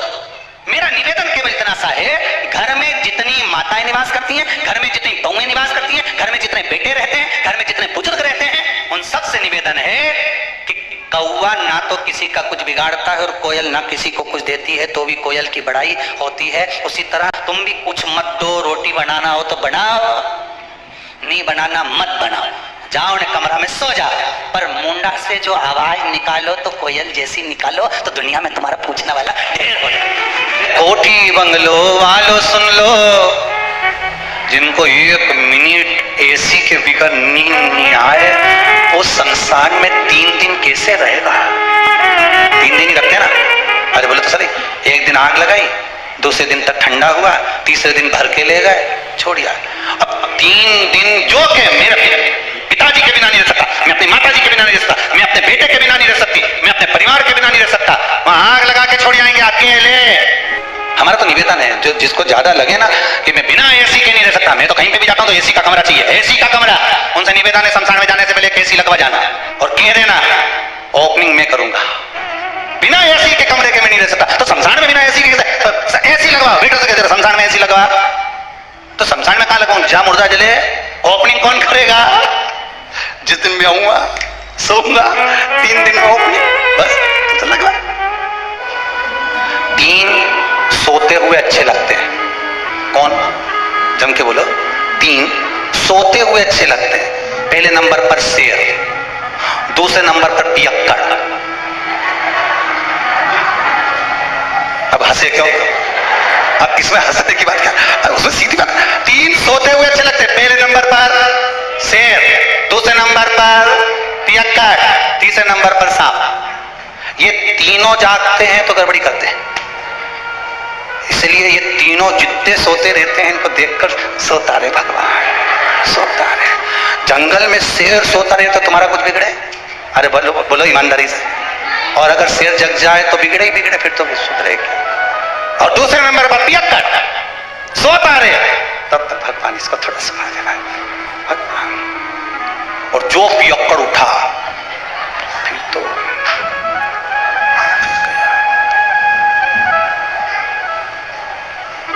और तीसरे नंबर पर सांप सोता हुआ अच्छा लगता है। कोटर में भरा रहे, एक छिद्र में पड़ा रहे, सोया रहे, अच्छा है। और सांप जब जग जाए तो बिना पुंगी के भी पुंगी बच जाए। ये 3 सोते हुए, ये जगह 3 ने गड़बड़ी करी। पाप कर्म में लिप्त था, माँ ने कहा बेटा कभी पुण्य भी कर लिया कर। कोई पुण्य नहीं करूंगा, मेरे को करना ही नहीं कोई पुण्य, मैं तो पाप ही करूंगा। एक दिन माँ उसको कहीं ले गई गुरुजी के दरवाजे पर, और उसमें जाकर गुरुजी के दरवाजे पर भी खूब पाप कर्म करा, किसी को गाली दे, किसी को अपशब्द कहे, किसी को ताने दे, पूरे मोहल्ले का कचरा लाके गुरुजी के आश्रम में डाल दे। गुरुजी भी बड़े परेशान, कहां से लिया है इसको? फिर भी गुरुजी बोले ठीक है। अब वो जाने लगा। जाते जाते गुरुजी ने बहुत सारी बात एक दिन उसको लकड़ी तोड़ते समय कह दी। तोड़ते तोड़ते लकड़ियों को उतारते उतारते गुरुजी ने उसको बहुत सारी बातें कही। तो गुरुजी ने उससे पूछा, मैंने जो कहा तूने सुना? तो पापी जो जीव था वो बोला, काय को सुनो? मैं मेरी माँ को क्या आया था, एक शब्द नहीं सुनूंगा तुम्हारा। अरे नहीं सुना तो क्या हुआ, परंतु अब तो सुन ले। क्या? कल शाम को 4 बजे तू मर जाए। मरेगा ये पक्का है, और अगर मर भी जाए ना, परमात्मा के सामने भी पहुंच जाए तो परमात्मा से कह देना जो लेने आए उससे एक ही बात कहना।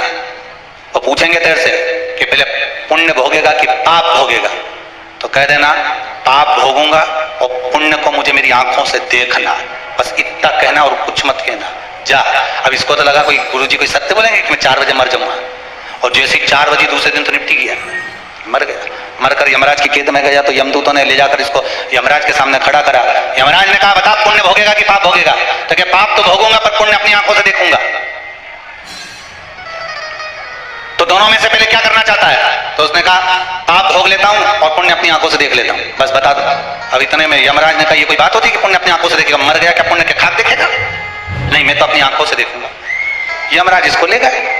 इसको नरक का भोग भुगताते भुगताते भगवान ब्रह्मा जी के पास पहुंच गए। ब्रह्मदेव ने पूछा हुआ क्या? प्रभु समझ में नहीं आ रहा है। ये एक ही बात लेकर बेटा कि पाप का भोग भोगूंगा और पुण्य अपनी आंखों से देखूंगा। अब ये मर के आ गया तो क्या पुण्य क्या खाक देखेगा? ब्रह्मा जी बोले तुम अपने काम में लग जाओ, मैं सब निपट लूंगा। ब्रह्मा जी ने उसको रोक लिया। भैया क्या बात है? उसने कहा बस एक ही बात है, मेरे को पुण्य अपनी आंखों से देखना और पाप भोगना है। तो ब्रह्मा जी ने कहा तुमने पाप भोग लिया ना? हाँ भोग लिया, अब पुण्य दिखा दो। तो ब्रह्मा जी ने कहा भैया पुण्य केवल इतना सा है कि मरने से पहले तूने गुरु की एक बात मान ली और यहां आकर उस बात को कह दिया कि पाप भोगूंगा और पुण्य अपनी आंखों से देखूंगा। तूने गुरु की मात्र एक बात मानी, इसलिए तुझे मैं ब्रह्मा का साक्षात दर्शन हो गया। एक बात अगर तूने आज गुरु की मानी है तो ब्रह्मा का दर्शन हुआ है। ये शिव महापुराण की कथा वेद व्यास जी महाराज 24,000 श्लोक को, शिव महापुराण के इन संवादों को, इन श्लोकों को, इस शिव महापुराण को, भागवत आदि पुराणों को अगर वेद व्यास जी ने लिखा है और किसी ब्राह्मण के मुख से आप श्रवण कर रहे हैं, एक संवाद, एक शब्द भी अगर आपने अपनी जिंदगी में उतार लिया तो यह पक्का है कि पुण्य तुम्हारे सम्मुख में आकर खड़ा हो जाएगा और परमात्मा का, मेरे शिव का एक ना एक दिन दर्शन जरूर हो जाएगा। ये पक्का है। मान लो शरीर कहीं से सफेद पड़ रहा है, कहीं से काला पड़ रहा है, शरीर में काले काले चट्टे पड़ना चालू हो गए हों या कोई विशेष रोग हो गया, गाय ब्राह्मण बहन बेटी ये सब काल का हरण करते। एक व्हाट्सएप पे एक मैसेज भेजा था किसी ने, उसमें लिखा था गुरुजी भगवान से प्रार्थना करवाना कि जैसे नवरात्रे में हमारे घर की बहुएं, हमारी घर की बेटियां इतना सुंदर सुंदर श्रृंगार कर कर सज कर इतनी जोरदार जोरदार गरबा करती हैं, इतनी एनर्जी इनको जो नवरात्रे में माता जी 9 दिन देती है, ऐसी ही एनर्जी दीपावली पर लिपाई पुताई और पुछाई के लिए देते हैं। ऐसी प्रार्थना नवरात्र में इतनी एनर्जी इनमें आ जाती है कि डंडा ले लेके ये एक पाँव वहां, एक पाँव वहां, बस भगवान से प्रार्थना करना गुरुदेव की ऐसी एनर्जी हमारी बहु बेटियों में भगवान दिवाली तक ऐसी दे दे कि सारे डब्बे पोंछ पोंछ के धरते हैं। घर में जितना भी झाड़ू पोछा है, ये अच्छी टेबल पे चढ़ी यूं मार, समझ ले करवई खेल रही, ये पल दो, फिर पेंट में, फिर 9 दिन के बाद अगर सास कह दे कि बेटी उधर से झाड़ू लगाती लगाती लिया और सारे रसोई घर के डब्बों को निकाल के धो के पोंछ ले, उतने में तो 4 दिन से तो मेरी कमर ही दुख रही है। अहंकार में 3 गए धन वैभव और वंश, ना मानो तो देख लो रावण कौरव कंस, ये तीनों अहंकार में चलेगा। आपका अभिमान, आपका अहंकार आपको परमात्मा से दूर कर देगा। आप कैसे पहचानोगे कि भगवान आपसे रूठ गया? आप कैसे जान सकते हो कि भगवान आपसे रूठ गया? हमने देवी जी को धोख नहीं लगाई तो देवी जी नाराज हो गई, हमने पिताजी को धोख नहीं लगाई तो पिताजी नाराज हो गए, हमने वो देवता के ये नहीं करा तो वो नाराज हो गए। आपको कैसे मालूम पड़ेगा कि देवता नाराज होते हैं? देवता नाराज होते हैं, याद रखना, संसार में देवता अगर नाराज होते हैं तो कभी किसी का अहित नहीं करते। बहुत ध्यान देना इस बात पर, कभी अहित नहीं करेंगे देवता अगर नाराज होंगे। देवता नाराज होते हैं तो किसी का भोजन पानी बंद नहीं कर देते। देवता नाराज होते हैं तो किसी का खाना पीना बंद नहीं करवा देते। देवता अगर नाराज हुए हैं और आपको मालूम करना है कि देवता मुझसे नाराज हैं तो कैसे मालूम करोगे? तो केवल एक काम करिएगा, अगर देवता नाराज होते हैं तो सबसे पहले आपकी पूजन पाठ छुड़वा देते हैं। क्या छुड़वाएंगे? रोज मंदिर जाती है, रोज माला उठाकर जाप करती है, रोज गीता जी का पाठ करती है, रोज दिया लगाने जाती है।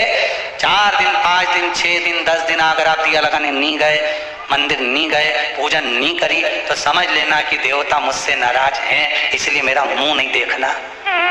परसों की बात है, एक माता जी आकर बोली थी, गुरुजी मेरा शरीर बहुत कांपता है, शरीर इतना कांपे मैं घर से लोटा पानी का भर के ले जाऊं तो वहां जाके पूरा खाली हो जाए। अब आप बताओ शंकर जी पानी कैसे चढ़ाऊं? हमने भी सोचा बड़ी गजब की बात है। अब शिव पुराण में लिखा है कि वहीं का लोटा, वहीं का पानी, वहीं के शंकर को चढ़ाओ तो पुण्य नहीं मिले, इसलिए घर से ले जाओ।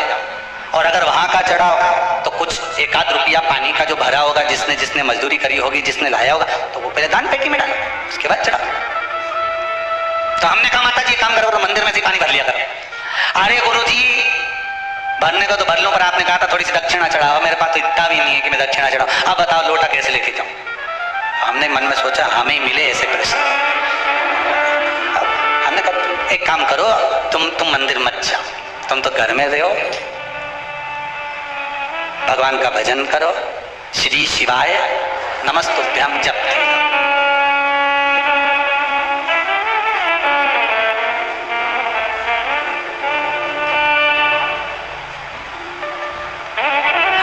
अच्छे को देखा, हाथ तो धूजे, पांव भी धूजे, पर ये जीवान कभी नहीं धूजे। नहीं, सोचने वाली बात है, खाने में कभी नहीं धूजी। खाने में तो तुरंत कहते दही बड़ा में चटनी कम है, लाओ जरा थोड़ी सी रोज नमक मिर्ची और डाल अच्छा होता है। कहा माँ घर में रहो, श्री शिवाय जपते रहो। कहा गुरुदेव इससे क्या होगा? हमने कहा बस यही है, घर को अगर तुमने मंदिर बना लिया और घर में ही बैठकर जप लिया, एक दिन स्वयं शंकर जी आकर घर में ही खड़े होकर कहेंगे ले मुझ पर जल चढ़ा दे, शिव खुद आ जाएगा, उसको ढूंढने जाने की जरूरत नहीं पड़ेगी। चंद्रदेव ने नारद जी से निवेदन करा, देवर्षि नारद मेरी काया बेकार हो गई है, कृपा कर दो। नारद जी ने पूछा भाई हो क्या गया था, ऐसा क्या हुआ कि तुम्हारी काया बेकार हो गई, कारण क्या हुआ ऐसा? पूरे मोबाइल में तुम्हारे फोटो हैं, तुम्हारे मोबाइल में, कहीं मुस्कुराते हुए, कहीं आंख निकालते हुए, कहीं 2 चोटी का, कहीं 1 चोटी का, कहीं बेंदा का, कहीं नथनी का, कहीं मुस्कुराए, कहीं कुछ करे, कहीं कुछ करे, इतना फोटो तुम्हारे मोबाइल में है। कभी तुमने विचार करा कि बताओ मेरे कितना सुंदर ने यूं फोटो लेने, यूं फोटो लेने, यूं ले? कभी कभी जैसे तुमने विचार करा कि इस मोबाइल में मेरे फोटो भरे हुए हैं और अलग अलग स्टाइल के भरे हुए हैं, कभी कभी तुमने विचार करा कि मैं एक दिन माला लेकर बैठ जाऊं और जैसे मैंने फोटो, जितने मोबाइल में मेरे फोटो हैं उतनी ही माला आज मैं जप के बताऊंगी, श्री शिवाय नमस्तुभ्यम, श्री शिवाय नमस्तुभ्यम, श्री शिवाय नमस्तुभ्यम। फोटो तो बढ़ रहा है, फोटो तो बढ़ रहा है, पर भजन बढ़ रहा है क्या? स्मरण बढ़ रहा है क्या? अब लालसा तो आपकी इतनी, ललकता इतनी है, इतना मन में भरा हुआ है कि भगवान कैसे भी कृपा करे। आज के जमाने में दुनिया के लोग करना कुछ नहीं चाहते, बस उनका तो मन है कहीं बाबा जो कि ऐसा मिल जाए, कहीं का महाराज ऐसा मिल जाए और वो ताली बजाने, चुटकी बजाने हंडा निकल जाए। अगर ऐसा हंडा निकलता रहता तो महाराज खुद नहीं भर लेता। अरे बोलो तो सही, गीता जी में मेरे कन्हैया जी कर रहे हैं, गीता जी में भगवान कृष्ण कर रहे हैं, कर्म प्रधान है, कर्म करोगे फल की इच्छा मत रखना, मैं आऊंगा खुद देकर चले जाऊंगा। और आज के जमाने अभी नवरात्रे गई, ना जाने कितना कितना लोग कहाँ गया होगा, अगरबत्ती लेके, नरियल लेके, कोई यूं घूमे, कोई यूं घूमे, कोई कुछ के, कोई इधर से उचक के उधर बैठ जाए, कोई उधर से उधर, तो लोग उनकी हिसाब बस ऐसी कृपा कर दो, धन मिल जाए, ऐसी कृपा कर दो, कहीं से बारिश हो जाए पैसे की। तो भगवान तो गीता जी में कहते क्यों कि कर्म करो फल की इच्छा मत करो। ये छत्तीसगढ़ से आई हैं और इनके शरीर की अगर हालत आप देख लेंगे तो यहाँ से हॉल का गेट तक जाने में कम से कम 10 मिनट लग जाए। शरीर पर पूरे पे बाबा ने बचाया है, वो तो लकवा लगा हुआ है और इतनी हालत शरीर की, जरा मैं कहूंगा जी आप 2 मिनट के लिए खड़े होंगे, पकड़ के खड़ा कर दो उनको। शरीर की हालत ये है, उसके बाद भी विश्वास नहीं आ रहा, और विश्वास नहीं आ रहा, पति से एक ही बात कही कि एक बार शिव पुराण की कथा करवाना है, और पति को भी कहूंगा ना मन करके कि आप भी खड़े होइए एक बार उनके पास में। आपको भी मैं धन्यवाद दूंगा कि सेवा का फल क्या होता है, एक पति पत्नी का संबंध क्या होता है, इन्होंने निभाया। बहुत बहुत साधुवाद। मेरे भैया हैं, बड़े भैया, दूसरे नंबर वाले भैया, उनको कैंसर हो गया था, उनको तो उम्मीद ही छोड़ दिए थे वो अपना कि मैं नहीं। हम लोग बोले कि भैया आप श्री शिवाय नमस्तुभ्यम का जाप कीजिए, बाबा जरूर ठीक करेंगे। और वो इतना मन से अपने जाप किए हैं कि आज हर उनका नॉर्मल रिपोर्ट आया। बाबा की बता रही थी भोजन भी नलियों से दिया, अभी 8 दिन पहले निकला, नली से कर रहे थे इतने दिन तक, साल भर से नली में खाना खाए। 1 साल से नली से खाना जा रहा था, अब तो ठीक है, नली निकाल दी। हाँ। बस बाबा की कृपा बैठी। इतना विश्वास मन चंद्रदेव को, काया का रोग हो गया, काया टपक टपक कर गिरने लगी, रोग देखकर आज नयनों में जल भर गया। देवर्षि नारद से कहा आप मुझे बचा सकते हो, पर गुरु भी गुरु जैसा होना चाहिए हो, नहीं तो आज का जमाना में तो गुरु फिरे बाजार में, हमसे दीक्षा ले, नरक पड़ो चाहे स्वर्ग जाओ, पर लिफाफा हम ही को दे। नहीं तो आज का जमाना में तो गुरु भी इतना हो गया कि जानना मुश्किल है कि असली कौन है नकली कौन, कैसे पहचाने, कैसे जाने। एक रुक्मणी जी के सम्मुख में गुरु आए थे और रुक्मणी जी ने जाकर कह दिया गुरुदेव मेरे द्वारकानाथ के पास जाकर एक संदेशा दे देना कि ये पत्र में जो लिख कर दे रही हूँ ये गुरुजी बस उस द्वारकाधीश के पास पहुंचा दे, बस ये पत्र पहुंचा दे, बाकी के सब तो वो द्वारकानाथ देख लेगा। मैं तो द्वार द्वार पर हारी, पर सब कोई मिलते भिखारी, हो एक दाता द्वारिका नाथ, मुझे तेरे पास बुला ले। गुरु मिले, सतगुरु मिले, ऐसा मिले कि आपके हृदय की डोर को जो परमात्मा से बांध दे। जैसे धन उलझ गया, तुमने तो कोई अच्छा सोचकर किसी को पैसा दिया, ब्रह्मास्त्र छोड़ा गया, उत्तरा कहीं जाकर नहीं रोई, सीधे भगवान के चरणों में जाकर भगवान ने पूछा हुआ क्या? उत्तरा कहती मेरा गर्भ जल रहा है, ब्रह्मास्त्र आ रहा है। अगर संसार वालों के कहने में पड़ी रहती तो उत्तरा का गर्भ भी नष्ट हो जाता, पर भगवान के चरणों में चली गई। भगवान ने अंगुष्ठाकृति धारण करी, गर्भ में जाकर परिक्रमा करी, उत्तरा के गर्भ में पहुंच गए। जो बालक प्रविष्ट हुआ परीक्षित हुआ, आते सी जन्म लेते सी जिसने परीक्षा करी परीक्षित हो गया। श्रीमद् भागवत में लिखा है संसार वालों के आगे जाकर रोगे तो दुनिया के लोग हंसी उड़ाएंगे, पर परमात्मा के आगे जाकर कहोगे, परमात्मा हंसी नहीं उड़ाता, परमात्मा उस कार्य को सिद्ध करता। उसके सामने जाकर बोलो तो तुम बोलो ही नहीं और परमात्मा के सम्मुख में कहो कि मैंने तो सबके कह दिया, सबसे फोर्स लगा दिया, सबसे सोर्स लगवा दिया, ये करवा दिया। परमात्मा से जाकर निवेदन करो कि मेरा धन उल जाए, मेरा धन मैंने विश्वास करता रहा था, दे दिया था, माँ अब आपको देना है, भगवान शिव की कृपा से वो पहुंचा दीजिए। आएगा एक पूर्णिमा पर करके देखने में क्या जा रहा है? शरद पूर्णिमा देव ऋषि नारद ने कह दिया चंद्रदेव शंकर जी की आराधना करो। समुद्र के किनारे पर बालू रेत का शिवलिंग बनाया, बालू रेत का शिवलिंग बनाकर उसकी आराधना करी। अब देखिए कंकर में शंकर है, भगवान शंकर की कथा कर रही है, चंद्रदेव ने भगवान शंकर की आराधना करी, बालू रेत का शिवलिंग का निर्माण कराया। महाराज जी शिव महापुराण की कथा में आता है देवराज नाम का ब्राह्मण जो गलत कर्म करता था, चोरी करता था, शरीर में ताप पड़ने के बाद में जब वो शंकर के मंदिर में जाकर कथा सुना और थोड़ी सी कथा सुनकर बाहर निकला तो उसको केवल कथा का एक तत्व उसके जीवन में उतर गया था, अंश मात्र उसके जीवन में उतर गया था, उसको परमात्मा मिल गया था। पहले भी कथा में कहा पानी में डूबकर मरा हुआ व्यक्ति, सर्प के डसे से मरा हुआ व्यक्ति और स्त्री के हाथ से या स्त्री के चक्कर में मरा हुआ व्यक्ति ना तो देव योनि में जाता है, ना तो वैकुंठ जाता है, ना नरक जाता है, वो तो बीच का प्रेत बनकर भटकता रहता है, उसकी गति नहीं होती, उसका मोक्ष नहीं होता। चंचुला देवी को लगा था मेरे पति को मोक्ष, तो उसने करा क्या था ऐसा कि वो काशी पहुंच गई, काशी गई, ऐसा क्या करा था उसने? चंचुला देवी तो दिन रात फैशन में लगी रहती थी, कभी पति ने अगर धन लाकर दिया तो ज्यादा से ज्यादा पैसा वो खाने पीने में उजाड़ देती थी, कभी नहीं उसने दान करा, कभी नहीं धर्म करा, कभी पुण्य नहीं करा, कभी सत्कर्म नहीं करा, कभी कहीं सत्संग में नहीं गई, कथा में नहीं गई, कभी भजन में नहीं पहुंची।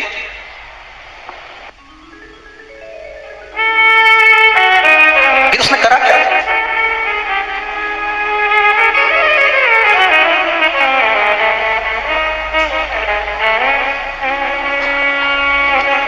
बचपन में किया गया कर्म व्यक्ति को कब प्राप्त होता है, ये चंचुला देवी की कथा कर रही।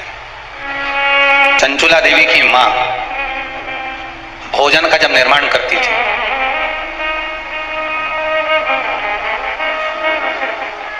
ध्यान दीजिएगा जरा, बहुत सुंदर संवाद है, शायद आप भी अपने बच्चों को इस चीज के लिए डांटते होंगे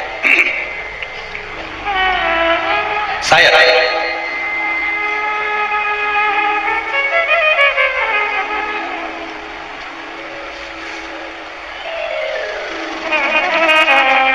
किया हुआ पुण्य चंचुला देवी के कहां काम आया वो देखिए। पुण्य नहीं करा था चंचुला देवी ने, तो खेल करा था।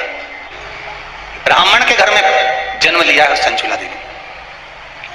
मां जब चंचुला को पास में बिठा लेती थी भोजन कराते समय, तो आटे की लोई को, लोई आटा जो उसना हुआ रहता उसको तोड़ लेती थी चंचुला। 6 वर्ष की चंचुला उसको तोड़कर गोल बनाकर चपटा करती थी, दूसरी लोई को घुमा घुमा कर जो मां शंकर जी के मंदिर में शंकर जी को जल चढ़ाने जाती थी, उस लोई को वैसा रख कर गोल बनाकर पिंडी बनाकर उस आटे का पिंडी बनाती थी और मां से कहती थी, मां देखो तुम जिस मंदिर में शंकर जी को पानी चढ़ाने जाती हो ना, मैंने वो शंकर जी बनाया। ये 6 साल की चंचुला, देखो तुम जिस मंदिर में शंकर जी को पानी चढ़ाने जाती हो ना, मैंने वो शंकर जी बनाया। ये 6 साल की चंचुला। ये बच्चे आपके भी करते होंगे। जब माँ पापड़ बेलती, माँ जब पापड़ बनाती ना, तो छोटी छोटी लोई बच्चे छोटे छोटे से, हम भी बनाएंगे। वो छोटा सा बच्चा लोई लेकर बैठ गया, घुमा रहा है, चिड़िया बना रहा है, तोड़ रहा है, फोड़ रहा है। चंचुला देवी ने भी ये करा। कई लोगों ने पूछा, गुरुदेव चंचुला का पति इतना पापी था, बेकार कर्म करता था, चंचुला कभी भजन नहीं करी, दान नहीं करी, पुण्य नहीं करी, सत्कर्म नहीं करी, कभी उसने अच्छा काम नहीं करा, फिर काशी कैसे पहुंच गई? तीर्थ 12 ज्योतिर्लिंग तीर्थ स्थान में गंगा के घाट पर, हम तो ये तक कहेंगे कि कुबेरेश्वर धाम तक वही पहुंचता है जिस इसका थोड़ा ना थोड़ा पुण्य प्रकट हुआ होगा, नहीं तो जा ही नहीं सकता। अगर पुण्य प्रकट नहीं है, आ कोई रहा था, मालूम पड़े तो कोई दूसरा आ गया, गाड़ी में बैठने ही वाली थी, इतनी देर में फोन आ गया कि तू नहीं जाएगी, और तुरंत गाड़ी से उतरना पड़ा। टिकट हो गया, जाना था तुझको, पहुंच गया दूसरा। सोचो कारण क्या हुआ होगा। चंचुला आखिर कैसे काशी पहुंच गई? पति के जाने के बाद, पति जब था तब तो काशी नहीं गई चंचुला, कभी आनंद वन नहीं गई चंचुला, पर आज काशी कैसे पहुंच गई चंचुला? कारण क्या था चंचुला का? ये आज का कारण नहीं है। चंचुला जब 6 साल की थी, आटे की लोइयों को शंकर की आकृति बना देती थी। भले उसने भजन नहीं करा, भले उसने पुण्य नहीं करा, नाम नहीं जपा, पर आकृति तो बनाई है, निर्मित तो करा है।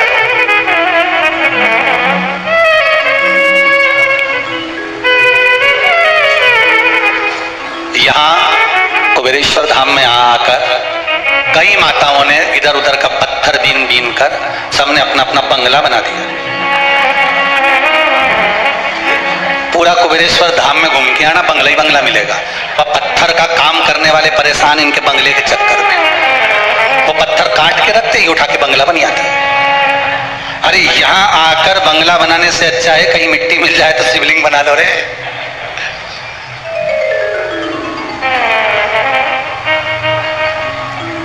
कुछ नहीं तो इतनी सी मिट्टी को गोल कर कर रख कर ही शंकर का स्वरूप बना लिया, तो ये यहाँ कथा कह रही है कि वो काम आ जाएगा।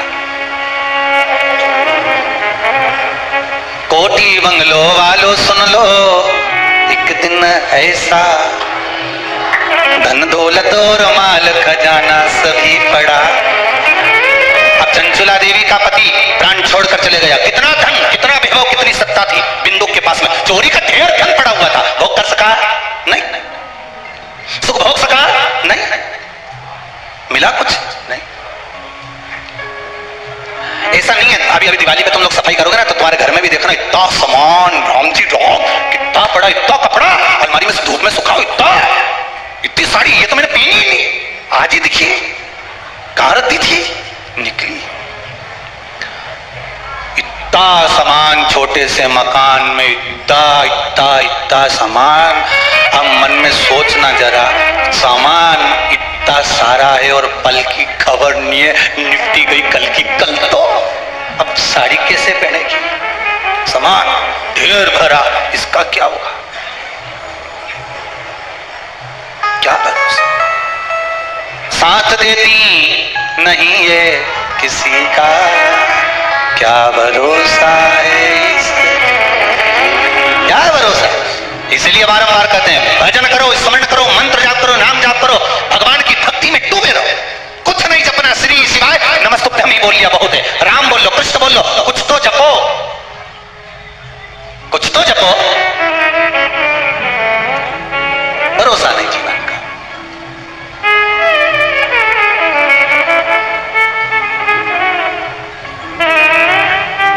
सब पड़ा रहे, सारा की सारा धरा की धारा रह जाना। धन दौलत और माल खजाना यहीं पड़ा, सब पड़ा रहे। महाराज बचपन का 6 वर्ष की आयु में बनाया गया आटे का मात्र शिवलिंग उस चंचुला को काशी तक ले गया। शिव महापुराण की कथा सुनवा दी, गंगा का स्नान करा दिया, प्राण छूटे और शंकर जी के धाम पहुंचा दिया उस चंचुला को। विचार करिए कितना कर्म उसने, पति चोरी करता, निंदा करता, बुराई करता, सारा काम बेकार करता, और उसके साथ में रहने वाली नारी इतना सत्कर्म कर दे, इतने अच्छे धाम में पहुंच जाए, तो ये सोचने वाली बात है। जितने लोग आस्था चैनल के माध्यम से शिव महापुराण की कथा सुन रहे हैं, पूर्णिमा शिव पुराण, फेसबुक यूट्यूब के माध्यम से जितने लोग कथा सुन रहे हैं, आप सभी के पावन चरणों को नमन करता हूं कि आपके भाग्य के बराबर कोई भाग्य नहीं, जीवन में एक बार जरूर करा होगा, इसलिए श्रवण कर रहे हैं।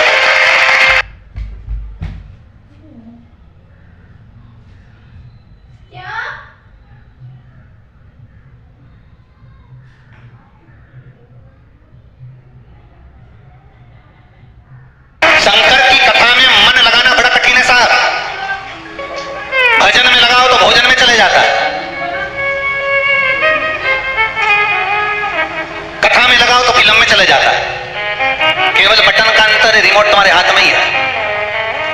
इधर से इधर दबा दिया तो अभी गाना चालू हो जाएगा, नाटक चालू हो जाएगा, फिल्म चालू हो जाएगी। और इधर से इधर दबा दिया तो आस्था चैनल चालू हो जाएगी। बटन दबे नहीं तो सत्संग मिले, और बटन नहीं दबे इधर की इधर दब गई, बस यही बुद्धि है। इसको परमात्मा ने बटन अपने हाथ में रखी है। आपने बचपन में कोई सत्कर्म करा होगा, कोई अधोगति के अंतर्गत परमात्मा का स्मरण अधेड़ी में, बुढ़ापे में, बचपन में, जवानी में कभी तो नाम जपा होगा, उसका पुण्य मिला। शिव पुराण ऐसे नहीं मिल जाता। कहां पहले लोग गांव की कथा हो रही है। पहले लोगों ने शंकर जी के शिवलिंग को ले जाकर पीपल के पेड़ के नीचे धर दिया। कोई ने कह दिया शंकर जी के मत पूछो, सब उठा उठा के धरिया है। अब सब पीपल के पेड़ के नीचे से वापिस शंकर जी घर लिया है।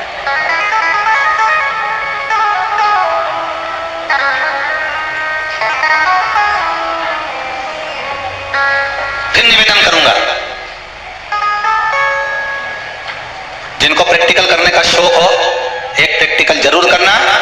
एक बार दिल लगाकर शंकर की शिव महापुराण को दिल से सुन लेना, और जिस कामना के लिए सुनोगे बाबा वो कामना आपकी पूर्ण 3 महीने में कर देगा। और दिल से सुनना, मन इधर उधर नहीं जाना चाहिए। अगर टीवी पर सुन रहे हो तो दिल से सुन लो। ये छत्तीसगढ़ वाले आए हैं या अवस्थी जी के यहाँ से आए हैं, इन्होंने कथा को यहाँ का तो सुनी नहीं, यहाँ तो वो पहुंचे ही नहीं कभी। वो तो दिल से कथा टीवी पर श्रवण कर ली। एक बार मन बाबा में लग गया, ऐसा लगा कि बाबा ने डोर पकड़ ली और बुला लिया। बस दिल से सुनना, देने वाला वो बैठा है। आज कोई माता जब हम जा रहे थे पूजन के लिए तो कह रही थी, गुरुदेव भगवान ने ऐसी कृपा करी, 3 महीने पहले आई थी बच्चे के जॉब के लिए, लग गए बेटी होगी कहीं बदुबरी पतरी सी। माता जी बड़े प्रेम से, बाबा कृपा करे तो क्यों ना कृपा हो। आपका विश्वास है तो परमात्मा है, सुनो तो दिल से।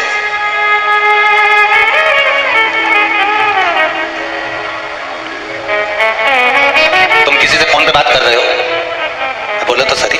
अब तुम बोले जा रहे और उधर से आवाज ही नहीं आए किसी की। सामने वाला बोलेगा ना हाँ हाँ तो तुम बोले जाओगे ना। अब तुमने बोले जा रहे उधर सुना तो हाँ होए ना हूं होए। कहां गए? हेलो हेलो, अरे हेलो। ऐसा लग रहा काट दिया। फिर इतनी देर में बोला फिर चालू है। हाँ ऐसा हुआ था तो बहन ऐसी कह रही कि तुम्हारा भाई ऐसा बोल रहा था, तुम ऐसा बोल रहे। फिर वो बोलता हाँ हूं। बस यही हमारा जीवन है। कथा में मन उसी का लगता है जो शंकर भगवान बैठा है, और तुम फोन करके 3 घंटा लगाकर बैठे हो। शिवपुराण मतलब 3 घंटा तुम भगवान से बात कर रहे हो। अब उधर से हूं हो रही है तो मन लगा है, हूं होना बंद हो जाए तो समझ लो फोन कट गया। अब तुम कहते हेलो, अब मन लगाओ कथा में जाएगा। जब तक वो हाँ कर रहा है, जब तक वो बैठ कर डोर पकड़ा हुआ है, तब तक कथा में मन लगा हुआ है। फोन कटा कि तुम बोलते रहो हेलो हेलो हेलो, तो कोई हिले ना हूं ना। फिर वही पुरानी कथा याद कर लो, पीछे वाली। तुम निकल के जा रहे थे, कोई ने आवाज लगाया हे भैरू, तुमने नहीं सुना भैरू, नहीं सुना, तुम जम के चिल्लाया भैरू। उसने पलट के देखा कि नहीं देखा। तुम नाम किसी का भी लेकर देख रहा, वो पलट कर देखेगा। उसी तरह तुम परमात्मा को पुकारते रहो, शंकर को बुलाते रहो, शिव महापुराण सुनते रहो, एक बार तो पलट कर देखेगा ही, ये पक्का देखेगा।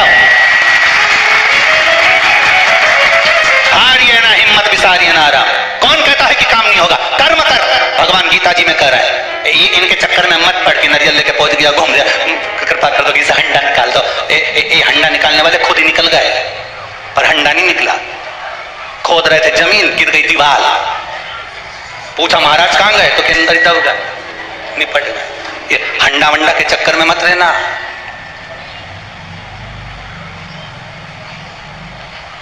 कई लोग के महाराज हमारी दुकान पे किसी ने कुछ कर दिया इसलिए हमारी दुकान नहीं चल रही। अगर ऐसे करने वाले होते तो ना जाने वो अंबानी और मोदी पे कब्जा कर देते हैं। बोलो तो सही है कि गलत है? ऐसे करने वाले होते तो ढेर पड़े। किसी के चक्कर में मत पड़ो, एक ही का चक्कर भारी है, वो है त्रिपुंडधारी त्रिशूलधारी त्रिपुरारी, मेरा कालों का काल महाकाल, 70 भारी है, एक ही भारी। किसी के चक्कर में हमारी दुकान नहीं चली, पहले अच्छी चलती थी, बाजी वाले ने कुछ कर दिया, अच्छा राम, किसने बताया? एक महाराज जी से पूछा था, उन्होंने कहा तुम्हें दुकान पे कुछ कर दिया? तो हमने कहा भैया ऐसा करने वाला हो तो दुनिया के लोग ना जाने इतने बड़े जो ऊपर बढ़ते जा रहे हैं उन पे नहीं कर देता। तू ही मिला? कहाँ की दुकान तेरी? गुटखा की। और बस तो उसने कुछ नहीं करा, जो गुटखा खाने वाले निपट गए करा काहे करे बोले शिव कह रहे, शंकर की कथा कर रही है, इस मन को परमात्मा में लगा लो। बिंदु चंचुला देवी मन को जो लगाई शिव में, 6 वर्ष की अवस्था में चंचुला ने आटे का जो शिवलिंग बना रही थी मम्मी के साथ, माता के साथ बैठकर खिलौने में खेल। पुराने जमाने के बच्चे खेलते भी थे तो भगवान से खेलते थे। बोलो सही है कि गलत है? कहीं गणेश जी की मूर्ति उठा लाए पुरानी, कहीं लक्ष्मी जी को उठा लाए, कहीं इतना सा खेल खिलौना। पहले दिवाली पे मिलती थी वो चक्की और खिलौना और ये और वो, उससे खेलते थे। आज का जमाना में तो दिन भर मोबाइल लेके खेलता रहे, गाड़ी इधर से उधर। अब भगवान से खेलते थे तो कहीं उसका पुण्य तो खाते में होता था कि नहीं होता था? पुण्य मिल जाता था। पार्वती जी ने करा क्या था? 4 साल की अवस्था में माता पार्वती बालू का शिवलिंग बनाती, पूजन करती, पत्तियां तोड़ के शंकर जी पे चढ़ाती, भगवान का भजन करती रहती, श्री शिवाय नमस्तुभ्यम ओम नमः शिवाय जपती रहती। भगवान को उसका पुण्य फल मिला, पार्वती जी को शंकर जी मिल गए। फल तो प्राप्त हुआ, आनंद तो प्राप्त हुआ, मिला। प्रेत योनि से छूटने के लिए चंचुला देवी ने शिव महापुराण की कथा करवाई। अहंकार को त्यागने के लिए, अभिमान को तोड़ने के लिए देव ऋषि नारद ने चंद्रदेव से शंकर की आराधना करवाई। श्रवण करो, अहंकार को जब त्यागने का समय हो, एक बात बहुत ध्यान दीजिएगा, भीतर अगर अभिमान है शिव नहीं मिलेगा। कहां से लाऊं चंदा, कहां से लाऊं सूरज, कहां से लाऊं तारे आकाश जड़े रे, ओ भोले तेरी सेवा हमसे ना। कहां से लाऊं लड्डू, कहां से लाऊं पेड़ा, कहां से लाऊं बर्फी वो शक्कर चढ़ी रे, ओ भोले तेरी सेवा हमसे न बनी रे। पूजा की थाली हम लिए खड़े रे, ओ भोले तेरी सेवा हमसे न बनी रे। कहां से लाऊं गंगा, कहां से लाऊं यमुना, कहां से लाऊं सरयू आपार पड़ी रे, ओ भोले तेरी सेवा हमसे ना बनी रे। हे शंभु, हे त्रिकालदर्शी, हे कैलाशी, हे अविनाशी, हमसे नहीं। अहंकार जाएगा तब भगवान मिल पाएगा। बिंदु प्रेत योनि से मुक्त होने के लिए चंचुला देवी शंकर की आराधना करवाती हैं। शिव महापुराण की कथा स्वयं तुमरुका जी वाचते हैं, चंचुला देवी श्रवण करती हैं। बिंदु प्रेत योनि से मुक्त होने के लिए सुनते हैं। ऐसी पावन पूर्णिमा शिव महापुराण की कथा अवस्थी परिवार गुप्ता परिवार द्वारा चल रही है। अवस्थी परिवार भोपाल से, गुप्ता परिवार छत्तीसगढ़ से, बाबा की कृपा से पावन 12 महीने में पढ़ने वाली पूर्णिमा शिव महापुराण की कथा श्रवण कर रहे हैं अपन सब अपने घरों में बैठकर। निवेदन है, परिवार के लोग अगर पूर्णिमा शिव महापुराण की कथा नहीं सुन पा रहे तो सबको सूचना कर दो, पूर्णिमा शिव महापुराण की कथा को अवश्य श्रवण करें और अपने जीवन में उसको उतारें। कल से 12 महीने पढ़ने वाली पूर्णिमा का चरित्र, कैसी पूर्णिमा का क्या व्याख्यान है, क्या वर्णन है, उसको श्रवण करेंगे, स्मरण करेंगे, भाव से सुनेंगे।